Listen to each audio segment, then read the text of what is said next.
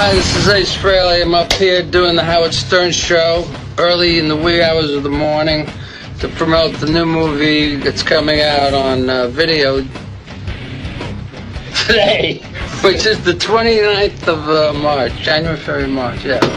And the movie's called Remedy, and I play a heroin dealer in it. Now you've never been up here before. No. What are you expecting? It looks quite accommodating. Are you a little nervous, or Nah. how you feeling before you go in? I don't get nervous at this shit.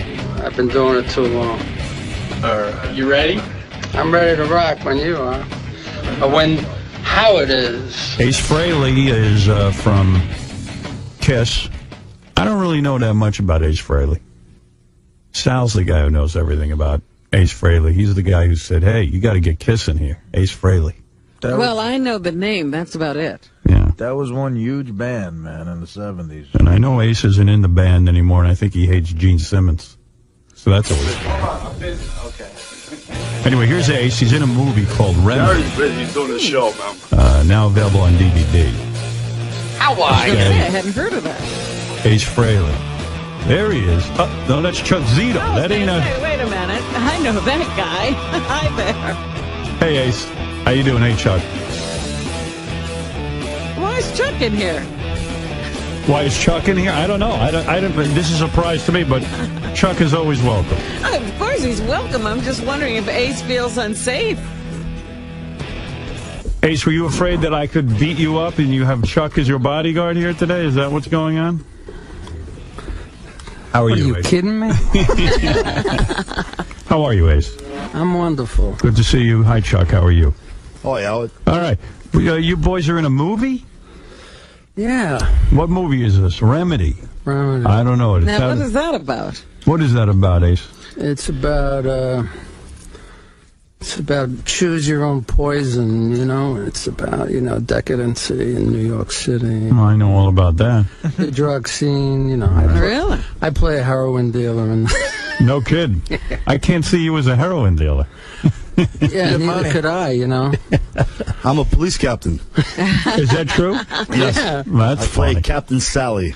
I can't believe that. You as a police I'm a captain. police captain. A little change. Yeah, you've Like I am switched today. over. Ace, you're in. Are you in Kiss or not? I don't know that much about Kiss. I'll be honest with you, but I know everyone's a big fan. So what's going on here with this Kiss stuff? I'm presently not touring with them. And you hate Gene, right? No, I love Gene. Oh, come on, man! Why Don't aren't do you this to touring me. with them then? Chuck, does he hate Gene? Not at all. Yeah, yes, he does. No, I don't. No, I know he stuck to his guns because he said that he's not going to open for a band that he used to open for Kiss. Yeah, but what happened? Aerosmith and you guys went out on tour. Right. And you said, the way it was explained to me anyway, and tell me if I'm wrong or right, you said, hey, man, I ain't opening up for Aerosmith. Yeah. Aerosmith can open up for us. Mm-hmm. And you told that to Gene. Right. And Gene said, hey, you can get out of the band. That's okay. And that's it. That was the end, huh? You don't care. Well, I'm part of the family, and but as of last couple of years, I'm just kind of focusing on me and working on a CD. Can you get paid by Kiss still, or is it like the whole thing over? No. You can't? You don't get part of the merchandising? You're in the middle? Yeah, I always get part of the merchandising. You do? From now till time Memoriam. Right. Whatever that word is. Yeah, what is that word? Hey, Ace, explain something to me with the whole business thing, though. Do you think Gene puts out too much Kiss stuff? Well, they have a tendency to go overboard with merchandising. Right. Is that just Gene, or does the whole band, or, is Paul in on all that stuff, too? Paul's involved, but Gene's the one that kind of... He's the mastermind. See, I feel like in that band, if you don't, do what Gene says, you get screwed. Well, we've had our run-ins, but, no hard feelings. Is it Gene's band? I didn't know that. I don't know whose band it is. I thought it was Ace's right. band, actually. Well, some people think that still. Right? Isn't it supposed to be your band, Ace? Like, didn't you? I don't even know the history of Kiss, but didn't you start Kiss or something? No, actually, Paul and Gene did. Oh, they did. All right. Well, we all did. I mean, it wasn't Kiss until I joined. Right. Before that, it was Wicked Lester. Wicked Lester. That would not have made it. No, I didn't think so. Did you come up with the name Kiss? No, Paul did. Paul did. I wanted to call it another four-letter word. Now, did you come up with your own makeup? Yes. Does it bother you now that somebody else is wearing it? No, because I still get checks. Oh, okay. Beautiful. Yeah, but you hated the makeup. Like, you described that you fell asleep one time with the makeup on. I have a whole bunch of notes on you. You described that you fell asleep with the makeup on, and you woke up, you had an allergic reaction to the goddamn makeup, and you were, like, sick of the whole goddamn makeup thing, right? Well, after a while, it became like, a nightmare. Yeah. So were you the one who wanted to get rid of the makeup at a certain point? Not really. I was just tired of the whole 9 yards. Yeah. You had It enough. wasn't just, it was touring, it was working with the same people, it was the same button pushing. Isn't it funny, though? Like, every kid in the world grows up thinking they want to be in Kiss or some rock band, you know what I mean? Like, Yeah, isn't that like a huge rock band. Like, isn't that your thing? Like, oh man, for me, it would be like, that would be the ultimate rush. But then once you do it, like, I talk to tons of musicians, and they're like, you know what, man? It ain't that great. It's a drag. Well, one day I was sitting in my estate in Wilton, Connecticut, and I started reflecting on my life and my career, and I said, is this it? Is this it? And it was. And I started going, maybe I gotta go somewhere else. That's when I kind of embarked on a solo career, but then I dealt with my own demons, and that derailed me for a while. But What demons? Yeah, what'd you have? What were you addicted to? Heroin or something? What'd you get? The coke? What was your thing? You name it. Chuck, you don't do drugs, right? You never did drugs. Never did. Never did that. How'd you avoid that? Smoked, never drank, never took a drug in Really? my life. Never Yeah. smoked a joint, nothing. Yeah. That's why you can kick people's ass. It's the truth. Yeah, you got to realize, Kiss has been out 30 years. I know. You did enough of it. Although, hey, it paid the bills pretty good. Yeah, you're sitting in your estate reflecting. That's right. That's better than a cardboard box. That's right. Yeah, 2 of them. Where do you live? Connecticut, and where else? Westchester. Westchester. Oh. Were you married now? Yeah. And I have a beautiful daughter, Monique. You happy? You don't seem happy. You seem sad. What, are you kidding me? Yeah. I'm You one seem of the bummed out. happiest guys in the world. Are you really happy? Yeah, I just didn't want to come here and talk about Kiss. Why not? What the hell else are we going to talk about? That's 30 years of your I life. came here to promote a movie. Well, I mean, come on. What are we going to say? You were in Kiss, bro. Yeah. This is it. This is big. Right, Chuck? As it says, been out 30 years. They still sell out all kinds of arenas. That's right. So, but I love Ace sticking to his guns. He wouldn't open for a band that opened for them. Well, why couldn't was it be cool. that Aerosmith opened for you some nights and then you opened for them some nights? You had too much pride, man. It wasn't pride. It was I didn't want to do the tour for more than for several reasons. I just it was time to move on. Was the sex great all those years or what, man? Give it to me. What do you think? I think it was unbelievable. Twosomes, threesomes? How many chicks did you have all at once? Share with me, please. I'd rather not talk about Really? that. Yeah. Did you have to share those girls with Gene? Did you ever have to share with Gene? I mean, If Gene did somebody, I stayed away. smart man. Hey, Howard, you ready for this one? Ace's manager wants him to leave. What? Why? He doesn't want him talking about this stuff. About what stuff? I don't know. The Kiss stuff? Oh, it's a shame. Well, let's give you a plug at least for your movie. Jeez. I'd like to give you that. Ace Frehley and Remedy, now available on DVD. If I've offended anyone, I'm sorry. It's not my movie. It's just a movie that I did 2 years ago. All right. Well, hey, hey, I don't want to Maybe bum your everything manager you say out. is wrong. Maybe we're saying something wrong. I don't know, Ace. I'm sorry. Well, I came on this show with the premise that I was going to promote a film with several other people. Oh, okay. Okay, well, I didn't know that. Where are the girls Chuck's from? my man. Chuck's my man, and I'm always happy to see Chuck. So. Thank you. Where are the girls from Happy to be Remedy? here. Yeah, how you doing, Girls Chuck? from You all right? I'm doing pretty good. I'm just finished a couple of movies. I heard you retired from the Hells Angels. Yes. How many years? After 25 years. Right, 25 years. 9 years ago, I quit. So. Does it feel weird not to be in? Yeah, it's a little weird after 25 years, but But those guys are still your bros, right? There's no hard feelings. Still my feeling, yeah. Still friends. Right. We're still friends. It's not like a Gene Simmons kind of thing. No, Ace where we don't talk. Yeah, right. There's me and Gene are friends. I know. I'm just kidding. I'm teasing you, man. Now, let me ask But the manager wants us to stop. No, I want to ask Chuck something. Oh, Chuck, Sure. you can ask. Chuck Chuck's was all in the right. bathroom when Ralph got beat up. And Oh, yeah. Oh, yeah. Yeah, help us out with that. It's amazing. People thought I did that, and I knew that was going to happen. I got emails saying that Ralph got punched out at Scores, and then this guy wrote me an email saying that he saw you in the bathroom with Ralph, and Ralph was bleeding, and they thought that you were in the middle of beating up Ralph. So they ran home. So they ran home. It was amazing because people did come in. They saw that. They saw wrong room. And I'm standing. He's holding his face. He's bleeding. Did he deserve to being punched out? You know what, Howard? I don't even know what happened. I saw him afterwards, and I saw him when he was holding his face. I said, "What happened?" He said, "Some guy just punched me in the face."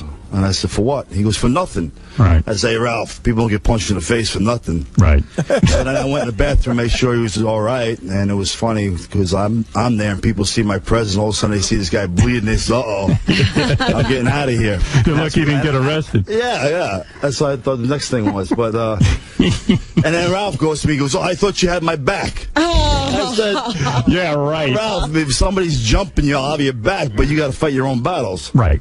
Right, So- if you start something, you got to finish it, right? Of course. Or if you get hit, at least hit back. Guys hang out with Chuck, and they think that they're safe from everything. Right, yeah, everybody's going to stay away from me because Chuck's got my Yeah, back. Chuck's not going to jump in. Yeah. Chuck's got enough problems being Chuck. You're exactly right. All right, well, You like the listen. look, I clean up good, right? You've been This very is good. for you, Robin. Very good. You used to, because last time I was here, you said you come in naked. You hardly wear any clothes.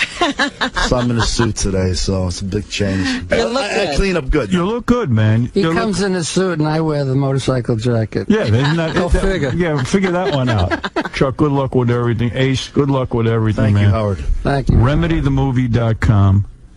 I'll go find out what it is I did to piss off your manager. You didn't do anything. Thank you, Robin. You're quite welcome. Come on. Are you comfortable? I'm fine. I didn't stay if you want. The manager says he's upset. Yeah. He wants to pull him The out. manager says I'm upset? That's what he just said. No. He's crazy. So, Anyway, I I would would. say you can stay. I'm not gonna push anybody. I hope not. Right. What is it, Gary? Now You're what? right. Yeah. The manager says that you're here to talk about the movie, not about anything about Ace. Oh, I was interested in Ace, but okay. I said, listen, I love Ace, but I'm not doing his infomercial. No, yeah, well, I mean, I love Ace, too. I'm enjoying being with Ace, but... When you talk to Ace, you got to get the whole Ace package, and you talk about what he's doing, not just course. about the movie. That's Of right. course, we can only talk so much about the movie. It's Remedy, and we're both in it. Chuck Well, knows. you know, the whole idea is that you make Ace so intriguing, people want to see what he did in the movie. That's right. Of course. He has All right. a bunch of fans downstairs. He got out of the car, and he just, kept doing autographs and pictures. Can Sal come in and say a quick hello, Howard? All right, is he in full makeup? Retarded as ever. All right, let's take a look. This is Sal, one of your biggest fans. He's dressed up as I you. saw him in the bathroom. Look at him. Sal, He's wrapped in tinfoil. why are you in tinfoil? Ace really, well, this is the Love Gun outfit that I put together Right. at Dwayne Reed. You're a super fan. Yeah. Right. Ace, I got my butt kicked in by Puerto Ricans in the 4th grade by dressing like you in Brentwood. I grew up in Brentwood. And you know what? From that day forward, I still dress like you. I don't care. You were worth it. You changed my whole life. I think you're incredible. wow. Ace is the real rebel of rock and roll. Gene is, in my opinion, just a bloodsucker looking for money. Paul is like the Ralph of the band, leave it at that. Peter is a god-awful drummer, in my opinion. And Ace is the only guy. Ace was the only fiber of Kiss, man. He wrote Parasite. He wrote Cold Gin, which Gene whored out the lyrics. It should have been you singing it like you do when you do it solo. Right. And instead, they just, they take this guy, they prop him up on stage, they throw a couple of bucks down his throat, and then they throw him out, and they always badmouth him behind his back. It's bullcrap, man. Ace. You're the reason why Kiss happened. You are Kiss. What do you think of what he says? You agree? You disagree? He's entitled to his opinion, You see, you start smiling when he says these things. You know what? It's really hard to take a compliment from a guy dressed in tinfoil. When his tinfoil is falling off. All right, we're going to take a break. I want to thank Chuck Zito, the great Chuck Zito, Ace Frehley, for coming by. And for more information, go to remedythemovie.com. Ace, what'd you think of that dude? Very flattering. Quite flattering. I'm always flattered when people dress up like me. I mean, I created the character. It's a beautiful thing. It's a beautiful thing. All right. I thought it was going pretty well, to tell you the truth. I know. What happened? Your manager didn't want you talking about that stuff. Whatever. Well, I guess They're up front. they couldn't be here, so if they couldn't be on, they didn't want to go on. Who knows? I thought it was going well. So we could have stayed. Look at this guy. He never ages. All right, boys. Well, thanks for coming down. Hey, thanks for being here. Thank you. All right, guys. Thank you for having us. We'll see you next time. All right, take care. Ace, I know you're a big prank call fan, so here's some bootleg prank calls. Maybe you want to take on the road. I know you like that stuff. Oh, this is like jerky boy. Yeah. Oh, awesome. Thank you. You're welcome. So, Sal, you got to meet Ace. How did it feel? Felt awesome. I've been an Ace fan since I was 4 years old. I have every Kiss album. I know every Kiss fact. I know what Ace eats. I know when Ace sleeps. I know when Ace poops. I know everything. And you know what? I got my butt kicked when I was a kid from these Spanish kids because they thought I was satanic dressed as Ace. And now what? Look at me now. Who gets the last laugh, huh? That's right, baby. Woo! You stumble now. That's the Ace stumble. Years and years of practice, baby. Nice. All right, you loser. Take off your makeup and cover up. Who gets the last laugh now, huh? We do. I feel like I'm in the band Kiss, and we just broke up. I don't know, man. It was That weird. was funny. Yeah. I wanted to interview Ace about his years in Kiss, but the guy from whatever that movie is was busy. No, it was Ace's manager. Oh, Ace's manager was saying, well, we don't want you talking about Kiss. And I said, well, okay, then let's not talk. I don't know. I mean, what else are you going to, I'm not looking to bum anyone out. Remedy we're going to talk about? No, he didn't want you talking about Kiss, Howard. He just didn't want you to say anything that was perceived as negative with Ace and Kiss. Oh, well, the history is negative. The guy's not in the band anymore. How could it be positive? There was a reason he left. And then there was this weird thing. Ace seems like a real nice guy, by the way. But then Sal came in and asked Ace if he wanted to take pictures with Sal. Well, actually, with Ace's camera. No, what started the whole thing was Sal rushed over to him when you were talking to Chuck and started asking him Kiss questions. You know, like the things about the band that only a super fan would know. Yeah. And Ace completely ignored him. And then in the middle of Sal's question, he said, take my camera and take a picture of me and Howard. Sal was in the middle of a sentence. Yeah. And he just interrupted and said, take a picture of me and Howard. And so he did that. And then Sal somehow got the idea that Ace should want a picture of him dressed as Ace in the band. He goes, Ace, you want a picture of me standing next to you, don't you? And then Ace was like ignoring him, and then he goes, you want a picture? He wouldn't let go of it. And I go, Sal, why does Ace want a picture of you? And then he gave you the camera to take the picture. So then Ace said, all right, take a picture of me with the guy. And I went, I don't know how to work a camera. It was crazy. It was crazy. Why would Ace want a picture of you two together? Because me and you, with your camera, I thought you wanted to take a picture of me. Why? Why would you? I don't know. No, I'm just. I doesn't I'm have a little the nervous. I'm memory sorry. for I don't mean to bother you. I'm sorry. I apologize. Thank you. All right. You sure you want to take it? It's not the first one. You do it. I will do it. Let's do it again. I got it. No, I got it. I'm looking at it. Take one more. Finger and all. Thank you, Ace. Is Sal retarded? Yes, he is. I'm determined. And then he goes, I'm so sorry. I'm nervous. I'm nervous. Dude, are you retarded or what? Howard, I swear. You scare me. I was being polite. I'm a big Ace fan. This is a moment that doesn't happen every day. Yeah, but dude, you aside work on from a you- show. Hold it. Right. You work on a show. We're into you. You can't walk in here and hound the guests. And then say to the guy, don't you want a picture of me with you? Why would he care about having a picture? No offense. I mean, you're a great guy, but who wants a picture He with you? didn't want to talk to you. He made that obvious. Well, Judge Judy, can I explain? Yeah. Because I think I'm the only guy in history that came forward on a public forum like this and said all those things about those band members that Ace doesn't really like to do. So you think that Ace wants a picture of you because of that? A combination of that and the makeup I was wearing. You're really mental. I don't see it. You're mentally ill. I don't see it. You were the guy clearly was not interested, and then you kept it up. The guy didn't want a picture of you, Sal. He didn't want to be near Sal. He wanted Sal to go away. Well, maybe You weren't right. You weren't picking up on that. Yeah, I didn't, and I didn't want him to hand you the camera. I felt awful because I thought you were being a pain in the ass. I just say hi to the guy. Leave him alone. I said hello. He handed you the camera. I wanted him to hand it to Gary. The man had walked away from you. He couldn't get away from you. He was avoiding you. He wouldn't answer any of your questions. And then you say to him, don't you want a picture of me and you? Yeah. With your camera. And the guy's not even answering you. I'm watching the whole thing. Right. And then you turn to him again. Ace wants a picture of me with him. Ace, don't you want a picture of me? I'm his freaking #1 fan. He should. I mean, he took one. Sal, I know. you're mentally ill. Whatever. Trust me. I know mental illness.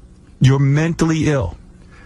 He should want a picture of you because you're his #1 fan. Did you notice him blowing you off? You never noticed. I noticed because Robin started cackling like a hyena in the background. Artie, did you ever see anything like that? No, I haven't. I went up. Sal, you realize how you're talking right now? You're talking like a stalker. You're his #1 fan, so he. Jason had already taken a picture of Sal and Ace. It was over. The moment was over. Sal couldn't let go. No, you need one with your camera, he I'll said. tell you one thing, Howard. He goes to Ace Frehley, who took out his own personal camera to take a picture with me. He goes, don't you want a picture with me? In your camera, not in Jason. Yeah, right. And then he goes, you want a picture with me? He came out And I said to Sal, you know how many people? Sal, why does he want a picture with you? I mean, I'll tell you how why. many times do you think Ace Frehley's taken pictures with guys in Kiss makeup? I mean, come on. I'll tell you what. He probably has 5 million books of that crap. He'll come home today. He'll say to his friends, "Hey, I took a picture with Sal dressed as me." I'm sure he's going to remember your name. The guy didn't remember his own name. He remembered Sal. Yeah. What can I tell you? You are really odd. What was the question you were trying to ask him? Sal, you think he's going to say to his friends, I took a picture of Sal just as... Yeah, he does. He was saying to him, you're going to want to pay. He said, no, he didn't even ask him. This. He says, you want a picture of me.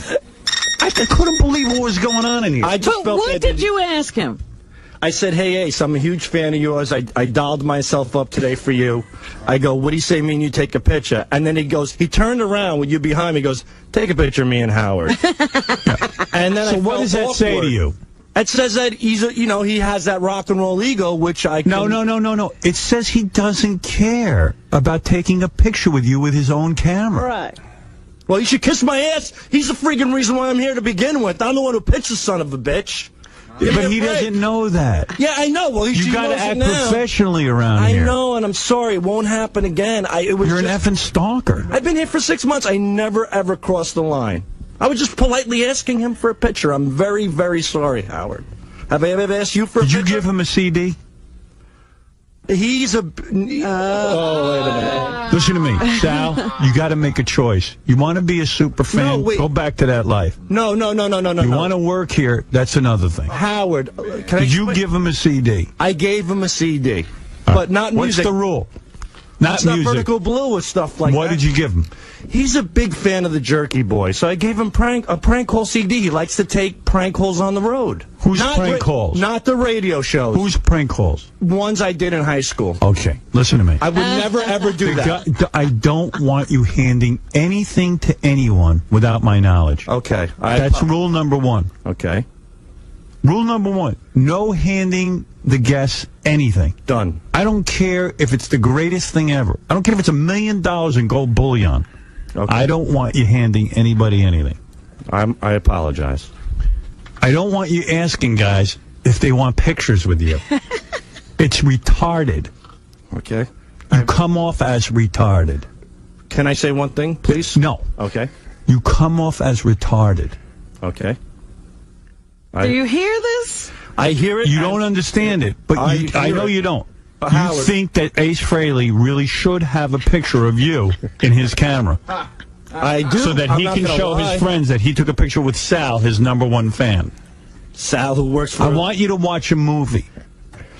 It stars Jerry Lewis, Sandra Bernhard, and Robert De Niro. Rupert Pumpkin, Rupert Pumpkin. The king of comedy. And after you watch that, watch Misery. Did you have Ozzy? You should watch Gorillas in the Mist. Did you have Ozzy Osbourne autograph your box set? I did not ask for that. I did not ask for that. No, he didn't, Howard. I saw that. Harvey Leeds is Harvey friends with him. Leeds is good friends of mine, and he did it and I'll tell you who did. Did you ask Harvey let for me it? bring up the Golden Child. I can't bring this up. Richard Christie asked for it, but no, we'll let that pass. Did you ask Harvey for that? So you just threw Richard under the bus. You bet your sweet ass I did. But he won't be called in here. Oh, you know, Mr. Perfect. You know what's funny? You said a line a couple of minutes ago. You said, I've never done anything strange or weird here. So we had like this whole list of things. Okay, first you spit on that girl, which you were living to do. Would you mind if I spit on you right now? Not at all. Oh, gee. Oh, come on. Oh, Cammy. You stalked gas earlier, and I had to stop you from doing that. Who? When you first got here, you used to talk to the guests. I caught you talking to some guests. John Stewart. John Stewart in the green room. Oh, yeah, where you started yelling at John Stewart. Yeah. Told him he sucked. And then I remember there's a couple what did he tell John Stewart? That he's not funny? No, I said I loved him in Meet the Parents. I said I loved him in Meet the Parents. Right. Which was Ben Stiller. Yeah, but you also criticized something. Yeah, one of his bits. No, but saying he loved him Meet the Parents, Howard, was criticizing. Right, but he said something else. Oh, right. He's not in Meet the Parents. But he was a good sport about it. He thought it was funny. You were in Meet the Parents, right? Yeah. He wasn't in... Think shittier. Well, I thought he was in Meet the Parents. Isn't that him? Sandler. Other Jew. Wrong Jew. Oh, no, it's Stiller. Ben Stiller. Oh, I'm sorry. This close. But guys in the green room aren't here to be made sport of. I know, and I haven't, Howard, that was my first week here. I haven't done that since. No. Everything you tell me, you have to give me credit. I follow through. Everything. Sal, when are you going to start using your brain? What? You go up to Ace Frehley, the guy's trying to get away from you, and you say to him, you're going to want a picture of me. Why would Ace want a picture of you two together? Me and you, with your camera. I thought you wanted to take a picture of me. I don't know. No, I'm just... I don't know. I'm a little nervous. I'm sorry. I don't mean to bother you. I'm sorry. I apologize. Thank you. All right. Press the... You sure you want to take it? It's not the first one. You do it. I will do it. Do it again. I got it. No, I got it. I'm looking at it. Take one more. Finger and all. Thank you, Ace. I thought doing makeup and everything, and the guy would have asked for one if he wanted. Don't you think Ace has 1,000 pictures of him without makeup on and guys with makeup on?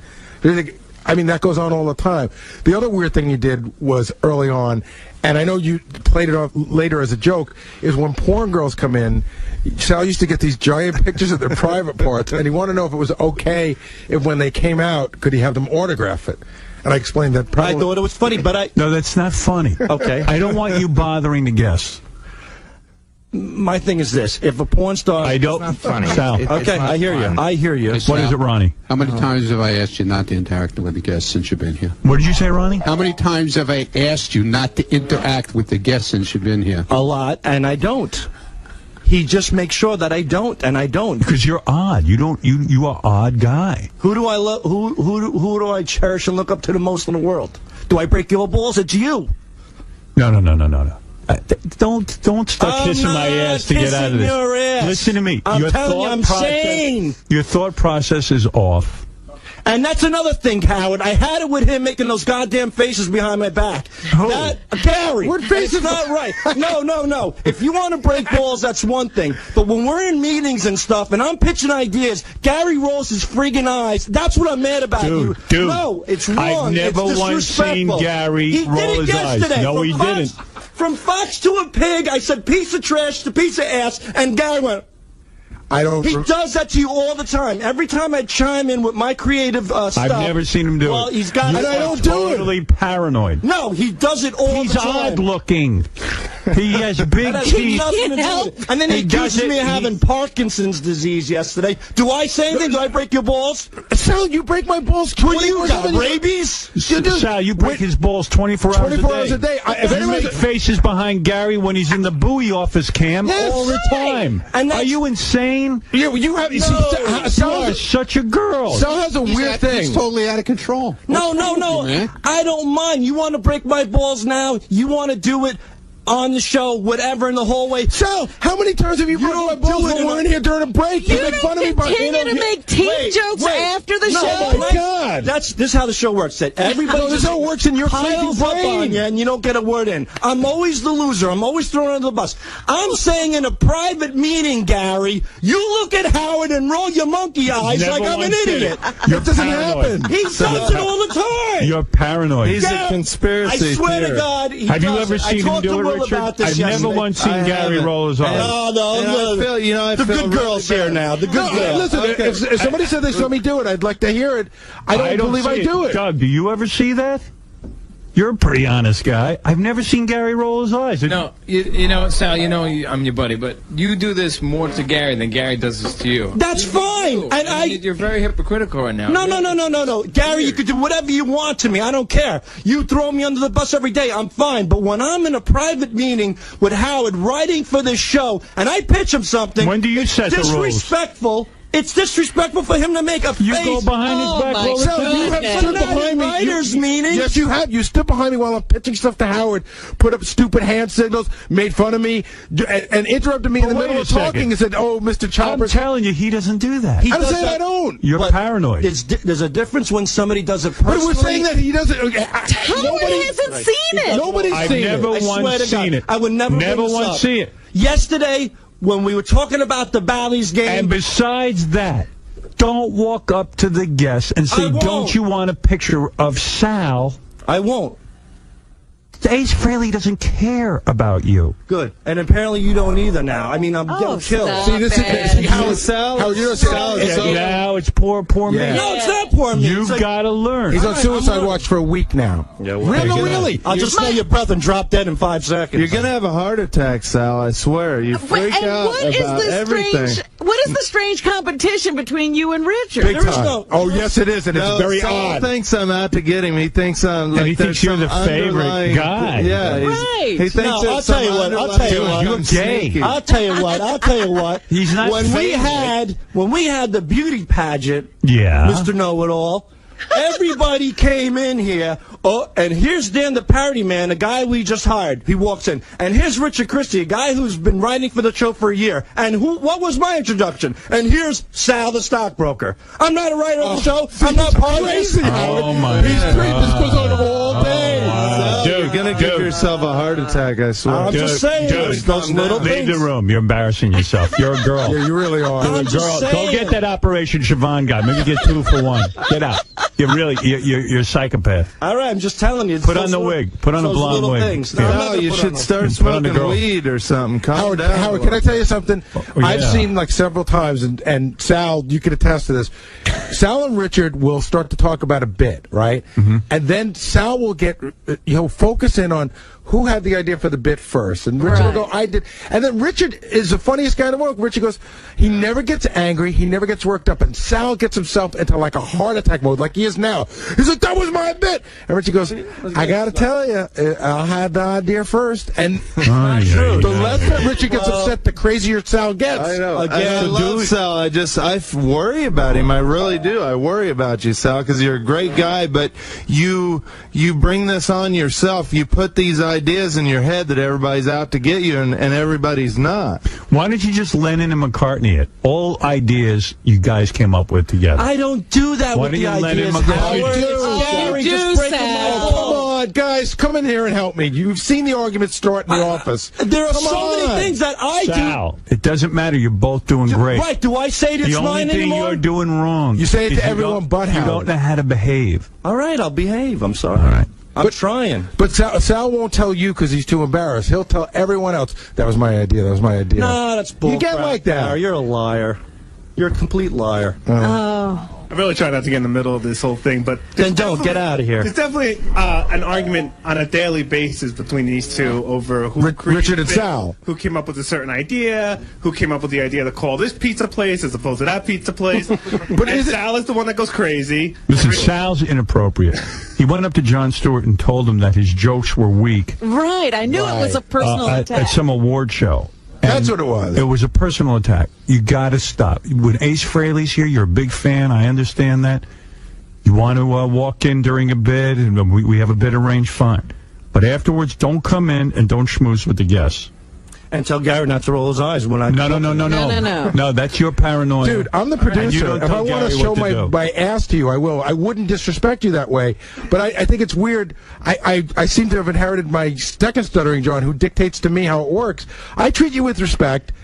I don't know what's in your head. Right. I like you. I tell everybody that I like you. Gary has, I'll give you this. Gary has weird faces, and they drive me crazy, but he's not doing anything intentional. Well, they drive you crazy. Jesus. I swear he rolls his freaking eyes. He does. All right, fine. You're but paranoid. Listen, I'm not asking for anybody Goodbye. to like me. Repeat after me. I will think. I will think. That's it. But not like Sal. Yeah, think like a normal person. And Sal, can I just say one more thing? I shouldn't have to say this, but we actually like you. And you should just know it. I don't know why you have this paranoia that everyone's out to get you. The only reason you're here is because we like you. We really like you. Well, he's like afraid. You too. I like everybody. I just he thinks we hired him because we hate him. No, he's afraid that somebody else thinks Richard is funnier. No, I don't think yes, that. you do. And you think, Robin? wait a minute, come on, I'm going to do your talk show, please. Leave already. And he feels that he's not... jury duty my ass yesterday. Right. And he feels that he's not getting credit. That's not for all of the work he does. That's not true. He's afraid that Richard is the favorite son. You know something? Richard is the favorite son. No. He's also the winner of the contest. You know something? Yeah, because he was in the band, he pushed the vote by 6%. All right, let's end this. Did you hear that? See, it's all Did you hear that? I said Sal's the one. I said Richard's the one that won the contest. He goes, yeah, because he's in a band. He got all his fans. He pushed the vote by 6%. Like, this is his theory about everything. You're psychotic. What's the difference? You're both working here. Right. I love everybody. I love working here. I love the fans. You guys are painting a picture that I'm paranoid, and I'm not. There are some times... He's a serial killer. That's what I'm telling you right now. Richard Christie's a serial killer. And mark my words. You know how the guy who said, the sky is falling, and everybody laughed and it fell? The sky is falling with Richard Christie. Yeah, why am I why do you think that about Why attack him? Why I'm you not beating attacking him. You just said he's a serial killer. And no one will listen He's got to a serial killer comedic mentality. And what I mean by that is that he carries a smile, he's very polite, but deep down inside, he's giving it to you, in the back. And I'm telling you. What makes you think that? Because... Bob, you're on the air. Wow. Hey, Sal. You suck. Richard Christie's definitely funnier than you. I don't have a beef with that, sir. You couldn't hold a light to him. All right. You know something funny that Sal does is we'll be in the... Everybody I hire, it ends up being mental. I know. What's going on here? I don't know. That's exactly what I was was just thinking. Like when you play one of me and Sal's bits, we'll be listening to it back in the office, and if somebody doesn't laugh, Sal notices and he gets angry. One day Artie didn't laugh at a phone call, and he goes, "How dare Artie not laugh at that? After all I've done for him." All right, let's take a break. Yeah, Benji. Oh, no. Just since everything's coming out, I want to make sure this is okay. After the interview, I ran out to give Chuck Zito my autograph. All right, Benji. Thanks for adding that. Another unfunny bid from Benji. All right, way to close the show. Perfect timing, I would say. Nice job, Benji. And that affected voice is the only nice thing I did.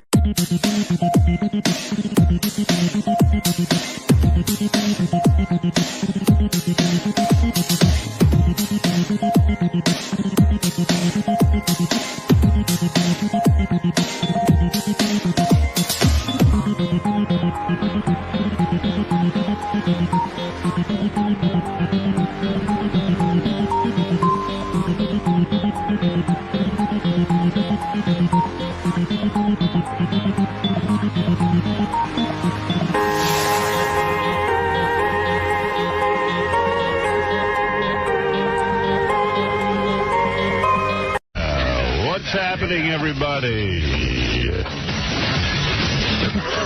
good morning.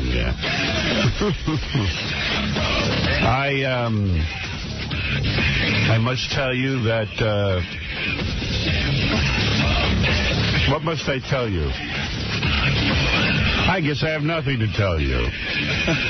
Well, good morning, everybody. We got a big show for you today. Baba Booey just told me for about 10 minutes about his trip out to L.A. this weekend, and I guess he brought a bunch of listeners to the Jimmy Kimmel show as part of some promotion, and it was funny as hell listening to Gary? Yeah, Baba Booey. It's just interesting to me to find out what goes on behind the scenes of any, any TV show. Baba Booey. What's going on back there at the Jimmy Kimmel show? Don't even do it now because you just did it. And I said to me, I said, you're so interesting off the air, and then you get on the air, and then he kind of abbreviates it because he told me it already. Right, he skips part. Yeah. I always feel like when I'm looking at you telling the story, like right after I told it to you, that you're like... bored. Yeah. But I'm not. I know. But it's not as good. It's not as fresh. It's almost like why I always say to Robin, let's not talk about something in advance, because then by the time I tell you again, it's fake. And I thought it was funny because I didn't even think what I told you was... I didn't think you'd find it interesting. I always think it's interesting when you go out to L.A. and you told me some interesting things. That's all I'm saying. Well, I hope it'll be interesting again. Who knows? I'm dying to know now. Yeah. How you doing? I'm doing good. Yeah. I think I'm better. Yeah? I don't know. I don't feel 100%, but I feel better, I guess. I don't know. It's the craziest thing with me. I really should get to a doctor. Well, now you're better, though. Sort of. It could go either way. I'm not sure what I am. But you're not, you know what, you're not, like, coughing and stuff so far. But I wasn't coughing before anyway. Well, no, you were like... Yeah, I was gross. What'd you do this weekend? I went to the basketball game yesterday. Oh, did you? I was thinking about that. Michael Jordan played. Last game in the Garden, probably. Was it fun to watch him? It was very much fun. It was a good game. Did the Knicks win? The Knicks won by 1 point. And Michael Jordan scored 37, even though 39. And the Knicks still won. Michael Jordan probably could have still played if he could be with a good team. Oh, he's good. It's the team that's failing him. Right. Yes, nobody else is doing anything. He's trying to hold the whole game up on his own shoulders, and he's 40 years old. Right. I don't think he can do that. He said that after the game. He was pissed at those guys. He said it's amazing that a 40-year-old guy is more, enthusiastic about the game than these 23-year-olds. Do you believe, by the way, that that's Michael Jordan's last game at the Garden? Yeah. He said he's leaving this year. Does he think like Pete Townsend and the Who? This is his farewell tour for the 100th time? Yeah, I don't think he's coming back again. He's still good. He can't. I mean, he could play. I mean, he could take a year off and come back at 42. I mean, even at 42, he's still better than half the guys in the NBA. You think? Look at how good he is now. Maybe you're right. The guy scored 39 points as a 40-year-old. Yeah, but he can't keep laying off and then coming back. That body's not going to do it. What if he kind of got with a team that had some really good players that he could just kind of come in and out of the game? How would he do with the Lakers? Oh, he'd do awesome. They don't need him. That's how good he would do. He's always with a team that needs him. Right. He's like us. We go to crummy radio stations when they're in trouble. Yeah. Nobody hires us when they're doing well. But, Robin, he's one of the owners of the team, right? Right.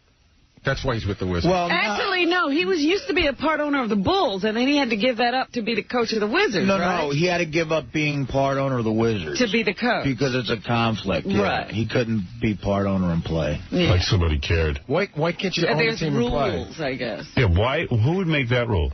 Because you know what? Have you ever met an owner that could play? I mean, they never predicted years ago that one of the players would become an owner. Because there's a guy in the NHL. Did Mario Lemieux have to give up his ownership? No, he was playing. Yeah, he owns the Pittsburgh. He's one of the owners of the Pittsburgh Penguins, and he plays. Yeah, but it's hockey. It's not basketball. Obviously, they have a different rule thing going on there. Yeah, why would an owner not be able to play?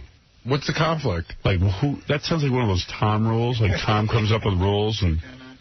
Yeah, who would even think of it? When Baba Booey was out in L.A., he went over to Jimmy's show, and I guess he was hanging out backstage, and he meets a couple of guys who are the lawyers who are in charge, because the show's live.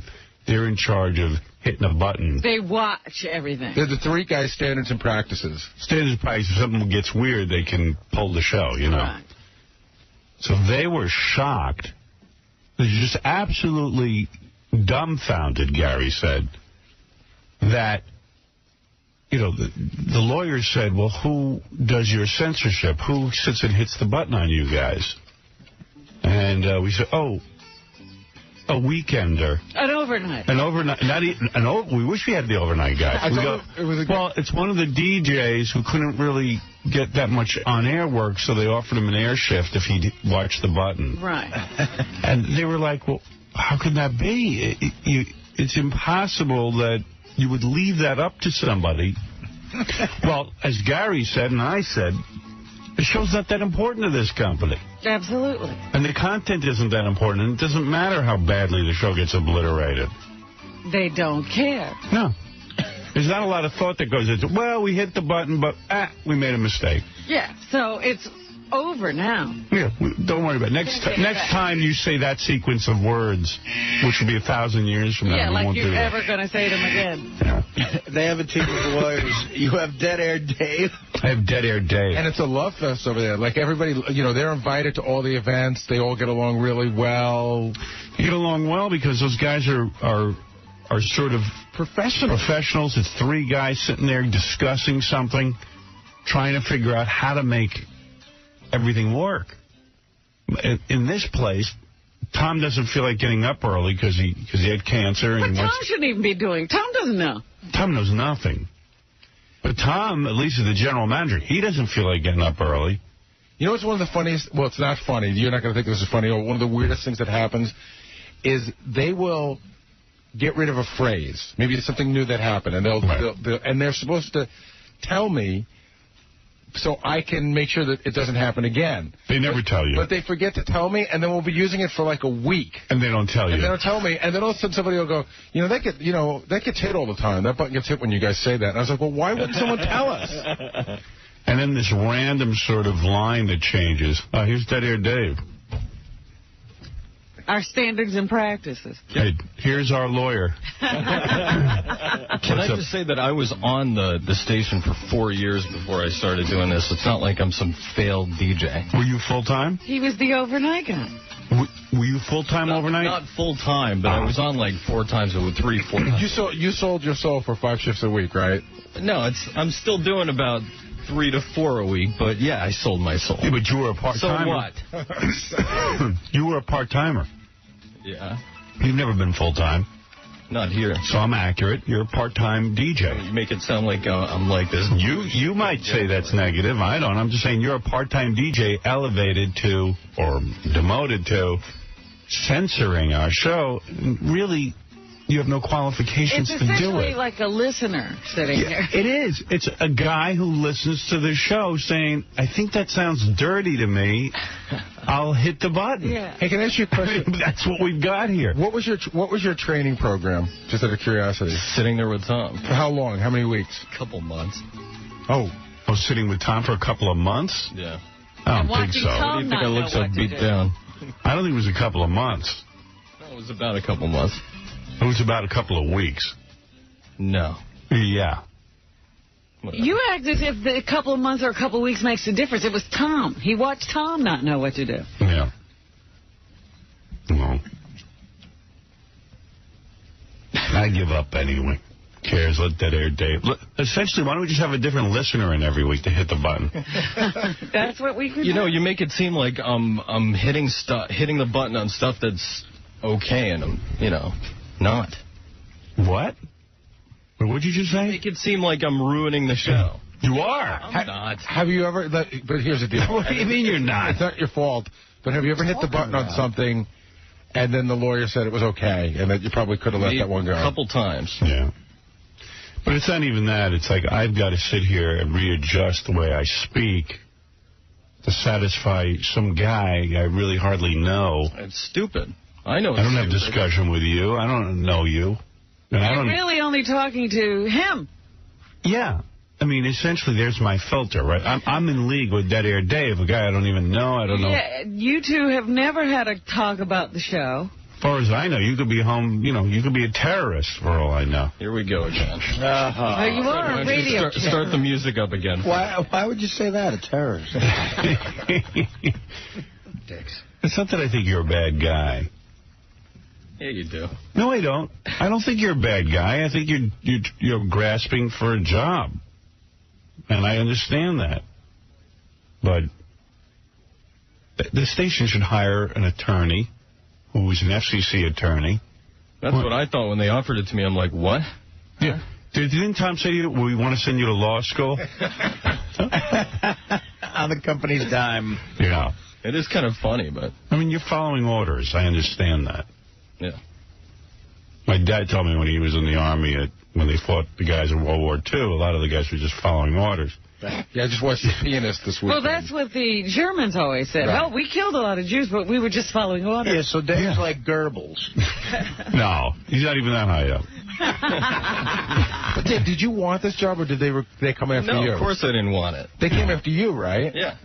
Yeah, nobody wanted the job, Howard. All right. Nobody. No one. Too much. Well, anyway, hey, Dave, don't worry about it. Yeah. We get it. The company is just completely off its rocker. It's just, but my point is that the television show for Jimmy, they've got 3 lawyers sitting there. And they still can't get it right. You know, this stuff slips out on that show all the time. It slips out. First of all, it's after midnight. So I think you should be able to do anything you want. It's midnight. The comparison is not what goes on Jimmy's show versus ours. It's that there's some thought being put into it.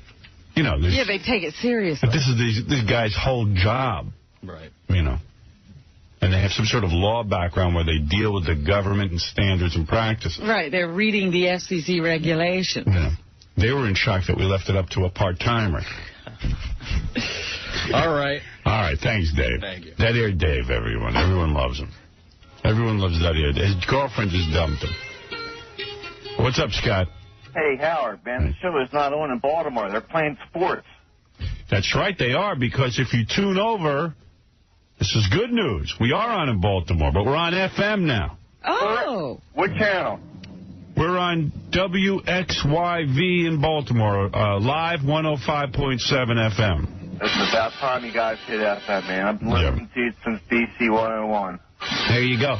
So I've been, praying for a station in Baltimore that was on FM. We've been on AM for years, and I don't know how many years we've been on there. What, 10 years, 15 years? 12 years. There you are. I got you. Yeah, so... I love it. Yeah, with very little fanfare, we've been switched over to the FM side of things in Baltimore. But, again, going back to your original thought about the company thinking of you, how are people in Baltimore supposed to know? Like, this guy knows now. Yeah. Well, yeah, and I went onto the WJFK website, and it still shows, it still has, like, the old lineup, but yet the... Well, the great thing about me is somehow word gets out that I'm on FM. But wouldn't it be nice if, like, during the sports show they ran some promos that said, hey, if you're looking for Howard, he's over here now? Yeah, well, I think they're hoping that our listeners will get into the sports show, and then it'll be up to me to create a whole new audience on FM. I don't care. I'm glad we're on an FM station.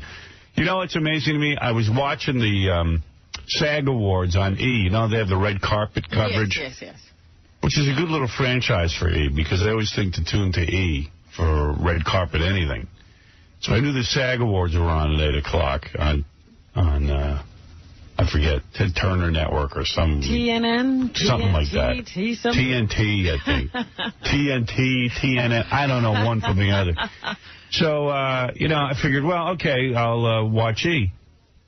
I said to myself, I don't see one promo on E ever. No mention of our television show. Right.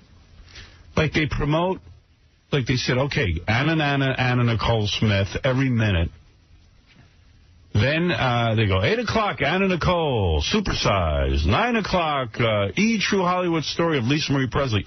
Every second, the E! Like, and even my girlfriend said to me, who cares about Lisa Marie Presley? Yeah, how could she even have a True Hollywood Story?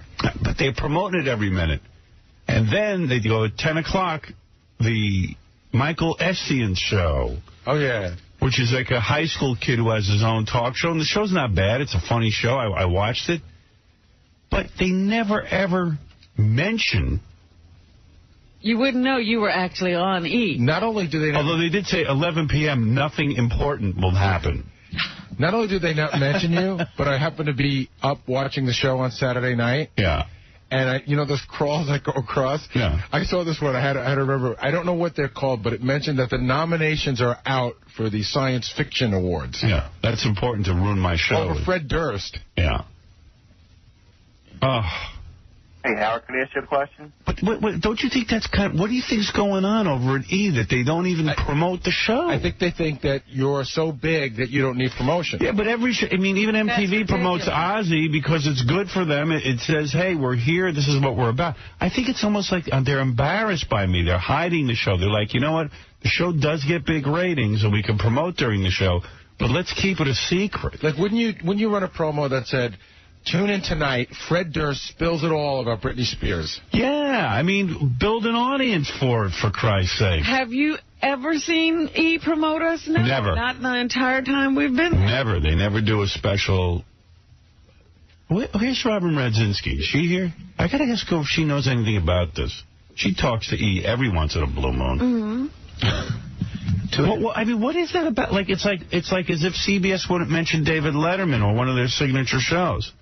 I agree. It's very disappointing. Don't you think it's that they're embarrassed by my show and that... No, I think Gary hit the nail on the head. They believe that that you drive an audience and but they let's, don't need to. But wouldn't it help to drive more people to the show and build on it? Absolutely. And when we have a special event like or a great show that we want to promote, they will put something on, but it just doesn't run often enough. Like we put on a special promo for Fred Durst. Yeah, but they promote. Where was it? Well, yeah, I didn't see it once during the SAG Awards. It ran during our show. Yeah. I mean, it's like, it's nutty. I think they're ashamed of my show.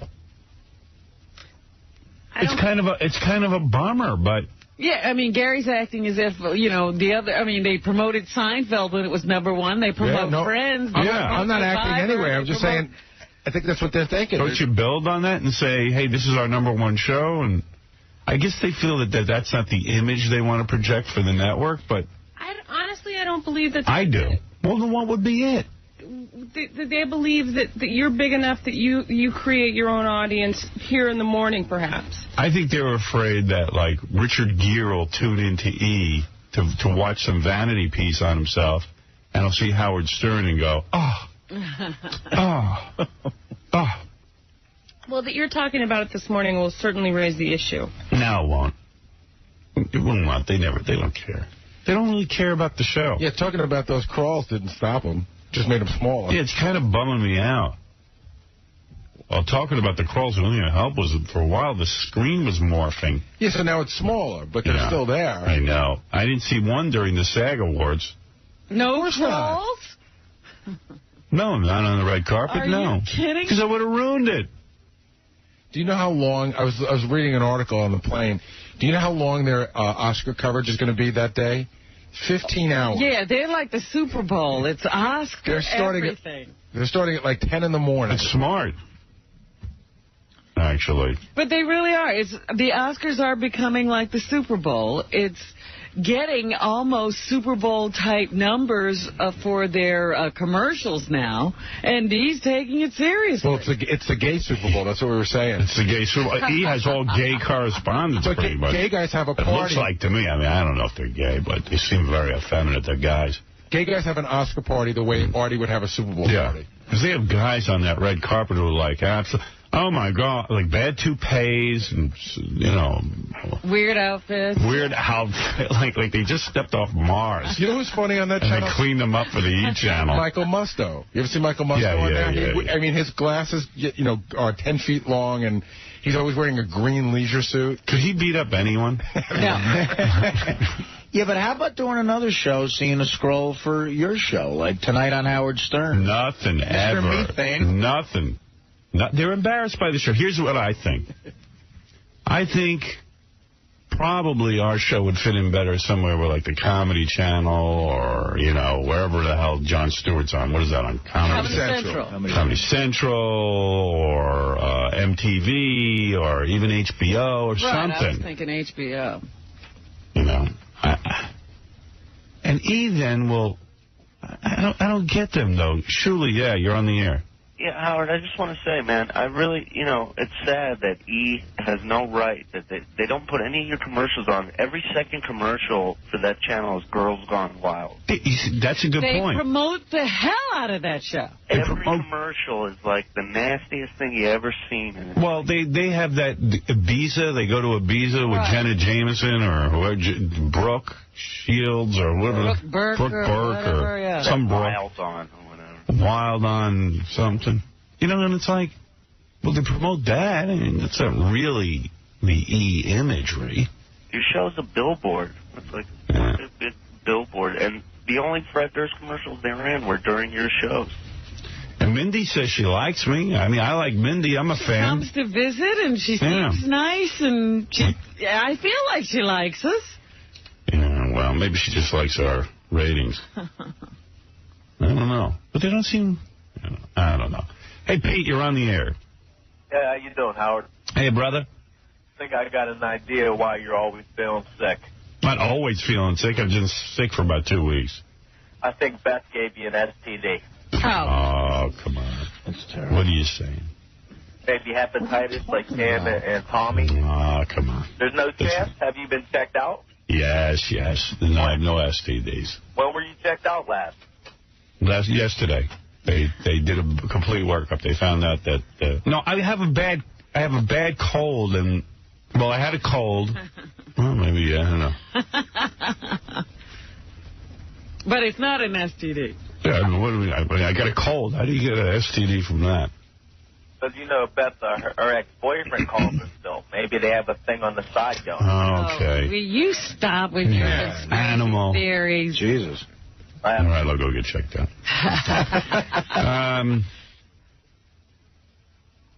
Yeah. Hey, Jay. Howard, who's this little freak, Michael Essie? This guy's a nerd, and they keep promoting him all over the place. It's a cute show, actually. I saw it once. It was this kid in high school. Yeah, I want to check it out. I haven't seen it yet. He does a show from his living room. And his dad works the camera, and... You know, it's one of these kind of things. And it's cute. But they have promoted the hell out of it. Something, though. That guy, you know, I used to steal his money from him in high school. All right. Thanks. But it's a cute little show, you know, and I saw one episode where one of the girls from TLC or something comes to his house, and it was cute, but... He gets good guests. Yeah, but what essentially is flawed with the show is now that it's on E, They're doing it for E. In other words, it's not... they're coming because of E. It's not what he could do on his own. Yeah, so the show isn't... Yeah, I think it's not that difficult now for him to get guests. It was funny to watch him try and get a guest when he was nobody. Now that he's on E, these people are forced to do it. But I'll tell you how well they promoted it. I've never seen the show, yet I'm aware of it. Yeah, exactly. Our show is never promoted. Right. And it's disturbing to me. You would think that since we're the #1 show on their network, they would really get behind it. Yeah, I don't know. How long have we been on E? Do you know? How many years? Like on this radio station, they're always like, the home of the Howard Stern building. Or top of the Howard Stern building. I love that. Because it reminds people we're on, and not in an obvious way. It's brilliant. You know, but it's a promotion. Even though we're #1 here in the morning, we still have to, we still like to have a presence on the station. Unless it's a real lame station. Yeah, like NBC. Yeah, on NBC, I asked him not to. Don't talk about it. Michael Esney has his father working the camera and 2 lawyers working the buttons. There you go. You know how many years we've been on E now? I don't know. Anybody have a guess? I would guess 10. I'd say 9. You started in 94, I'd say. You're absolutely right. We've been on E 9 years in June. This coming June will be 9 years we're on the network. Wow. See, the reason I asked one of the longest running shows in cable. Well, and the reason I ask that is because usually, like, even with, like, you pick up Entertainment Weekly, and they'll do a whole article about the 5th anniversary of Conan. When he was on Friday. Conan. No, but I'm wondering... Conan, they put him on E for a while. He couldn't even get a blip on the ratings. Same with Letterman. Yeah, they put all of Letterman them. on. You try and get a blip on E.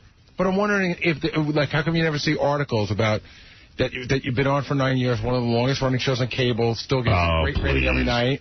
You'd think he would take... What happened on our 5th anniversary? Nothing. No, I know what happened. I know exactly what happened. What? Nothing. I didn't get a phone call. That's weird. Yeah, like, what other show on E has been on for 10 years? Please. Nothing. Thank you. Not a lot of shows have been on for 10 years, period, anywhere. Hey, Casey, have any good gay sex this weekend? He's stepping up like he has a story. As a matter of fact. I don't know. I don't know. I don't understand, like, the whole... The answer's no. No, of course not. All right. That's all I want to know. I don't understand how being with a guy is gay. No, it's just like I come in, I didn't even do anything gay. I didn't say anything gay. And then... You look at Dave Moreno's ass, that was enough, and that was like 5 years ago. Yeah, it kind of stuck with me. In retrospect, maybe that was a mistake. Don't you think Dan Marino's ass is really good? I'm still going record. The guy's got a big ass. I'm telling you. All right. That's not what you said. You said it was a nice ass. I didn't say it was nice. I said it was okay, big. whatever. He said it was a funny looking ass. And I was like, what are you looking for? Exactly. It did look funny. That's all he said. But as opposed to, like, you know what a nice ass looks like. No, it doesn't look regular. You evaluated Dan Marino's ass. His ass looks out of proportion if you watch the videos. That's all I'm saying. Oh, boy. It's not getting any better. Yeah, right. I'm gonna leave. You shouldn't even notice Dan Marino's ass. Yeah, but I couldn't help but notice it. Like, you ever look at somebody on the street and say, well, you know, there's something weird going on there? Women. If it's a guy, you never look down below his eyes. Sometimes you can't help but notice it. If an ass is out of proportion, it's on a woman. Of course. That's the only ass you know. I noticed it. I'm looking at an ass. I'll take it one step further. I don't look at Gary and go, you know, his ass is a little out of proportion. And if you do notice it, you should never verbalize it. Well, I don't care. I'll say it. I mean, I've gone on the street and I'll see something wrong. How's my ass? You're in proportion, I guess. See? But that doesn't you shouldn't even know that. You should say, here's the answer. How would I know? I don't look at your ass. Then I'm lying to you. Then I'm lying then. If Dan Marino has a funny ass, Carmen Electra's ass is hilarious. You like the way my... you can see kind of the outline of my balls through my pants. You understand that's gay, right? I like that, yeah. All right, well, you should be looking at that. He came here once and started talking about seeing somebody's ass on TV yeah, but that nobody else saw. Sometimes you can't help but notice stuff. If you're gay. No. If you pay attention to detail like I do. Thank you. We got to take a break. When we come back, we have so much more to talk about, but we got to take a break. Right after these words, we'll be back. Hi, this is Mike Piazza, baseball superstar. When I sign, I'm going to buy K-Rock and fire Tom Chiasano. Now here's Howard Stern. You're listening to a man who never spanked his kids because he was too busy spanking his monkey. That's the reason why. I just didn't want to humiliate my kids. I'm not saying I didn't spank my monkey. Well, I just saw Stuttering John, who decided to show back up to work. All weekend I was getting phone messages. I was getting phone messages from Stuttering John. Really? What did he say? Call me, bro. Call me, bro. Last guy who called me bro. Last guy who called me bro is Scott Einziger. Oh. Don't call me bro. And did you call him? No, of course not. Why would I call him? Why would I waste my time calling him? I wonder what he wanted. No, I got no beef with the guy. I'm the guy who gave him permission to go off and do I'm a Celebrity, get me out of here. And they were paying him $100,000 or something to go do it. And I said, you know what? I'm not going to tell you not to make that money. That's serious money. I said, but when are you going to be going? So he says, well, I'm gone for two weeks. 2 weeks. And one of them were on vacation. One of the weeks I'm on vacation. Yeah, you owe me $100. Give it to me. What's that for? He gave me my $900. He owes me another $100. Yeah, I'm only took it that. Look, give you $1,000. Oh, is that from the race? Yeah. He owes me money, too. Where's mine? I bet you, too? Yeah. Howard? Yeah. Get a jockstrap? Where's your dress? I thought it was a dress, right? No, it was a jockstrap, wasn't it? A jersey and a jockstrap. Oh, a jersey. Yeah. Marco's jersey and a jockstrap and heels. Do we have Marco's jersey? You get it. And you better make good on your bet. You know I will. Anyway, so Stuttering John says to me before he goes to Australia or whatever it is, I'm going to be gone 2 weeks. 1 week on vacation and another week, and then I'll be back. I said, fine. That's okay with me. Gary came to me and said, it's fine with you. He goes, well, when was John going to tell me? It's like, now it's my job to go find someone to replace John. Wait a minute, he didn't tell Gary. No. So Gary was like, goes up to John, goes, what's the deal here? 2 weeks. 2 weeks. Dude, I'm being serious with you. You abuse me and embarrass me. I'm sick of it. I told Gary it was 2 weeks. No, you didn't. You told me it was 2 weeks. You told everybody it was 2 weeks. It was 3. Then the week before I left, I went up to Gary in his office and said, everybody says on that show you didn't stutter. Here you stutter plenty. I said, I made a mistake. I initially thought it was going to be 1 week while we were off. When you lie, you stutter. I realize that. Yeah, okay. You're a liar. Gary, did he do this? Why can you never be wrong? Why can't you admit you lie? I'll swear on my life I did. You came up to me and told me you were going to be gone 2 weeks. Initially, I thought it was going to be 1 week. So then why wouldn't you come to me and tell me it's 3 weeks? Because then Gary told me he had a discussion when you told you that I You didn't have any discussion with me. Remember Gary and he said that Gary's discussion with me. Gary's discussion with me. Remember when you told me all right. Gary's discussion with me is, how the hell, like, yeah, sure, John goes off, but then it becomes my headache. I got to run the office. What happened was, I went to Howard to say, I just want to make sure you know that John's going to be gone a week while we're here, because I was out of the loop on this thing when the whole thing started. So Howard goes, no, I didn't know John. Howard Here's what I want. Gone a week while we were here. Listen, I'm just going to settle all this. From now on, he is not to bother me with any of his projects. Just say no to everything. All right? No. But the answer is no. Here, I'm going to tell you something. I want to go for a month and do a celebrity bingo. So you got to understand the way... No. He's going to come to you. You're not coming to me, right? You understand that? Do you understand? Sure. All right. Sure. I want to do celebrity bingo for a month. What are you going to say? Don't bother Howard with your problem. No. You don't have to say that. Okay, no. No. Okay, no. You don't have to do that. No. All right, let's practice again because you screwed that one up. Right. All right. I just got asked to run for vice president of the United States. No. No? All right. Or go. No. Just say no. No, he can decide to leave. Anybody can do that. But you say no. No. All right. See, you messed it up again. No, I think you got to rehearse it one more time.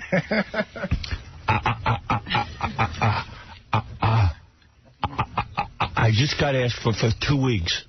No. Perfect.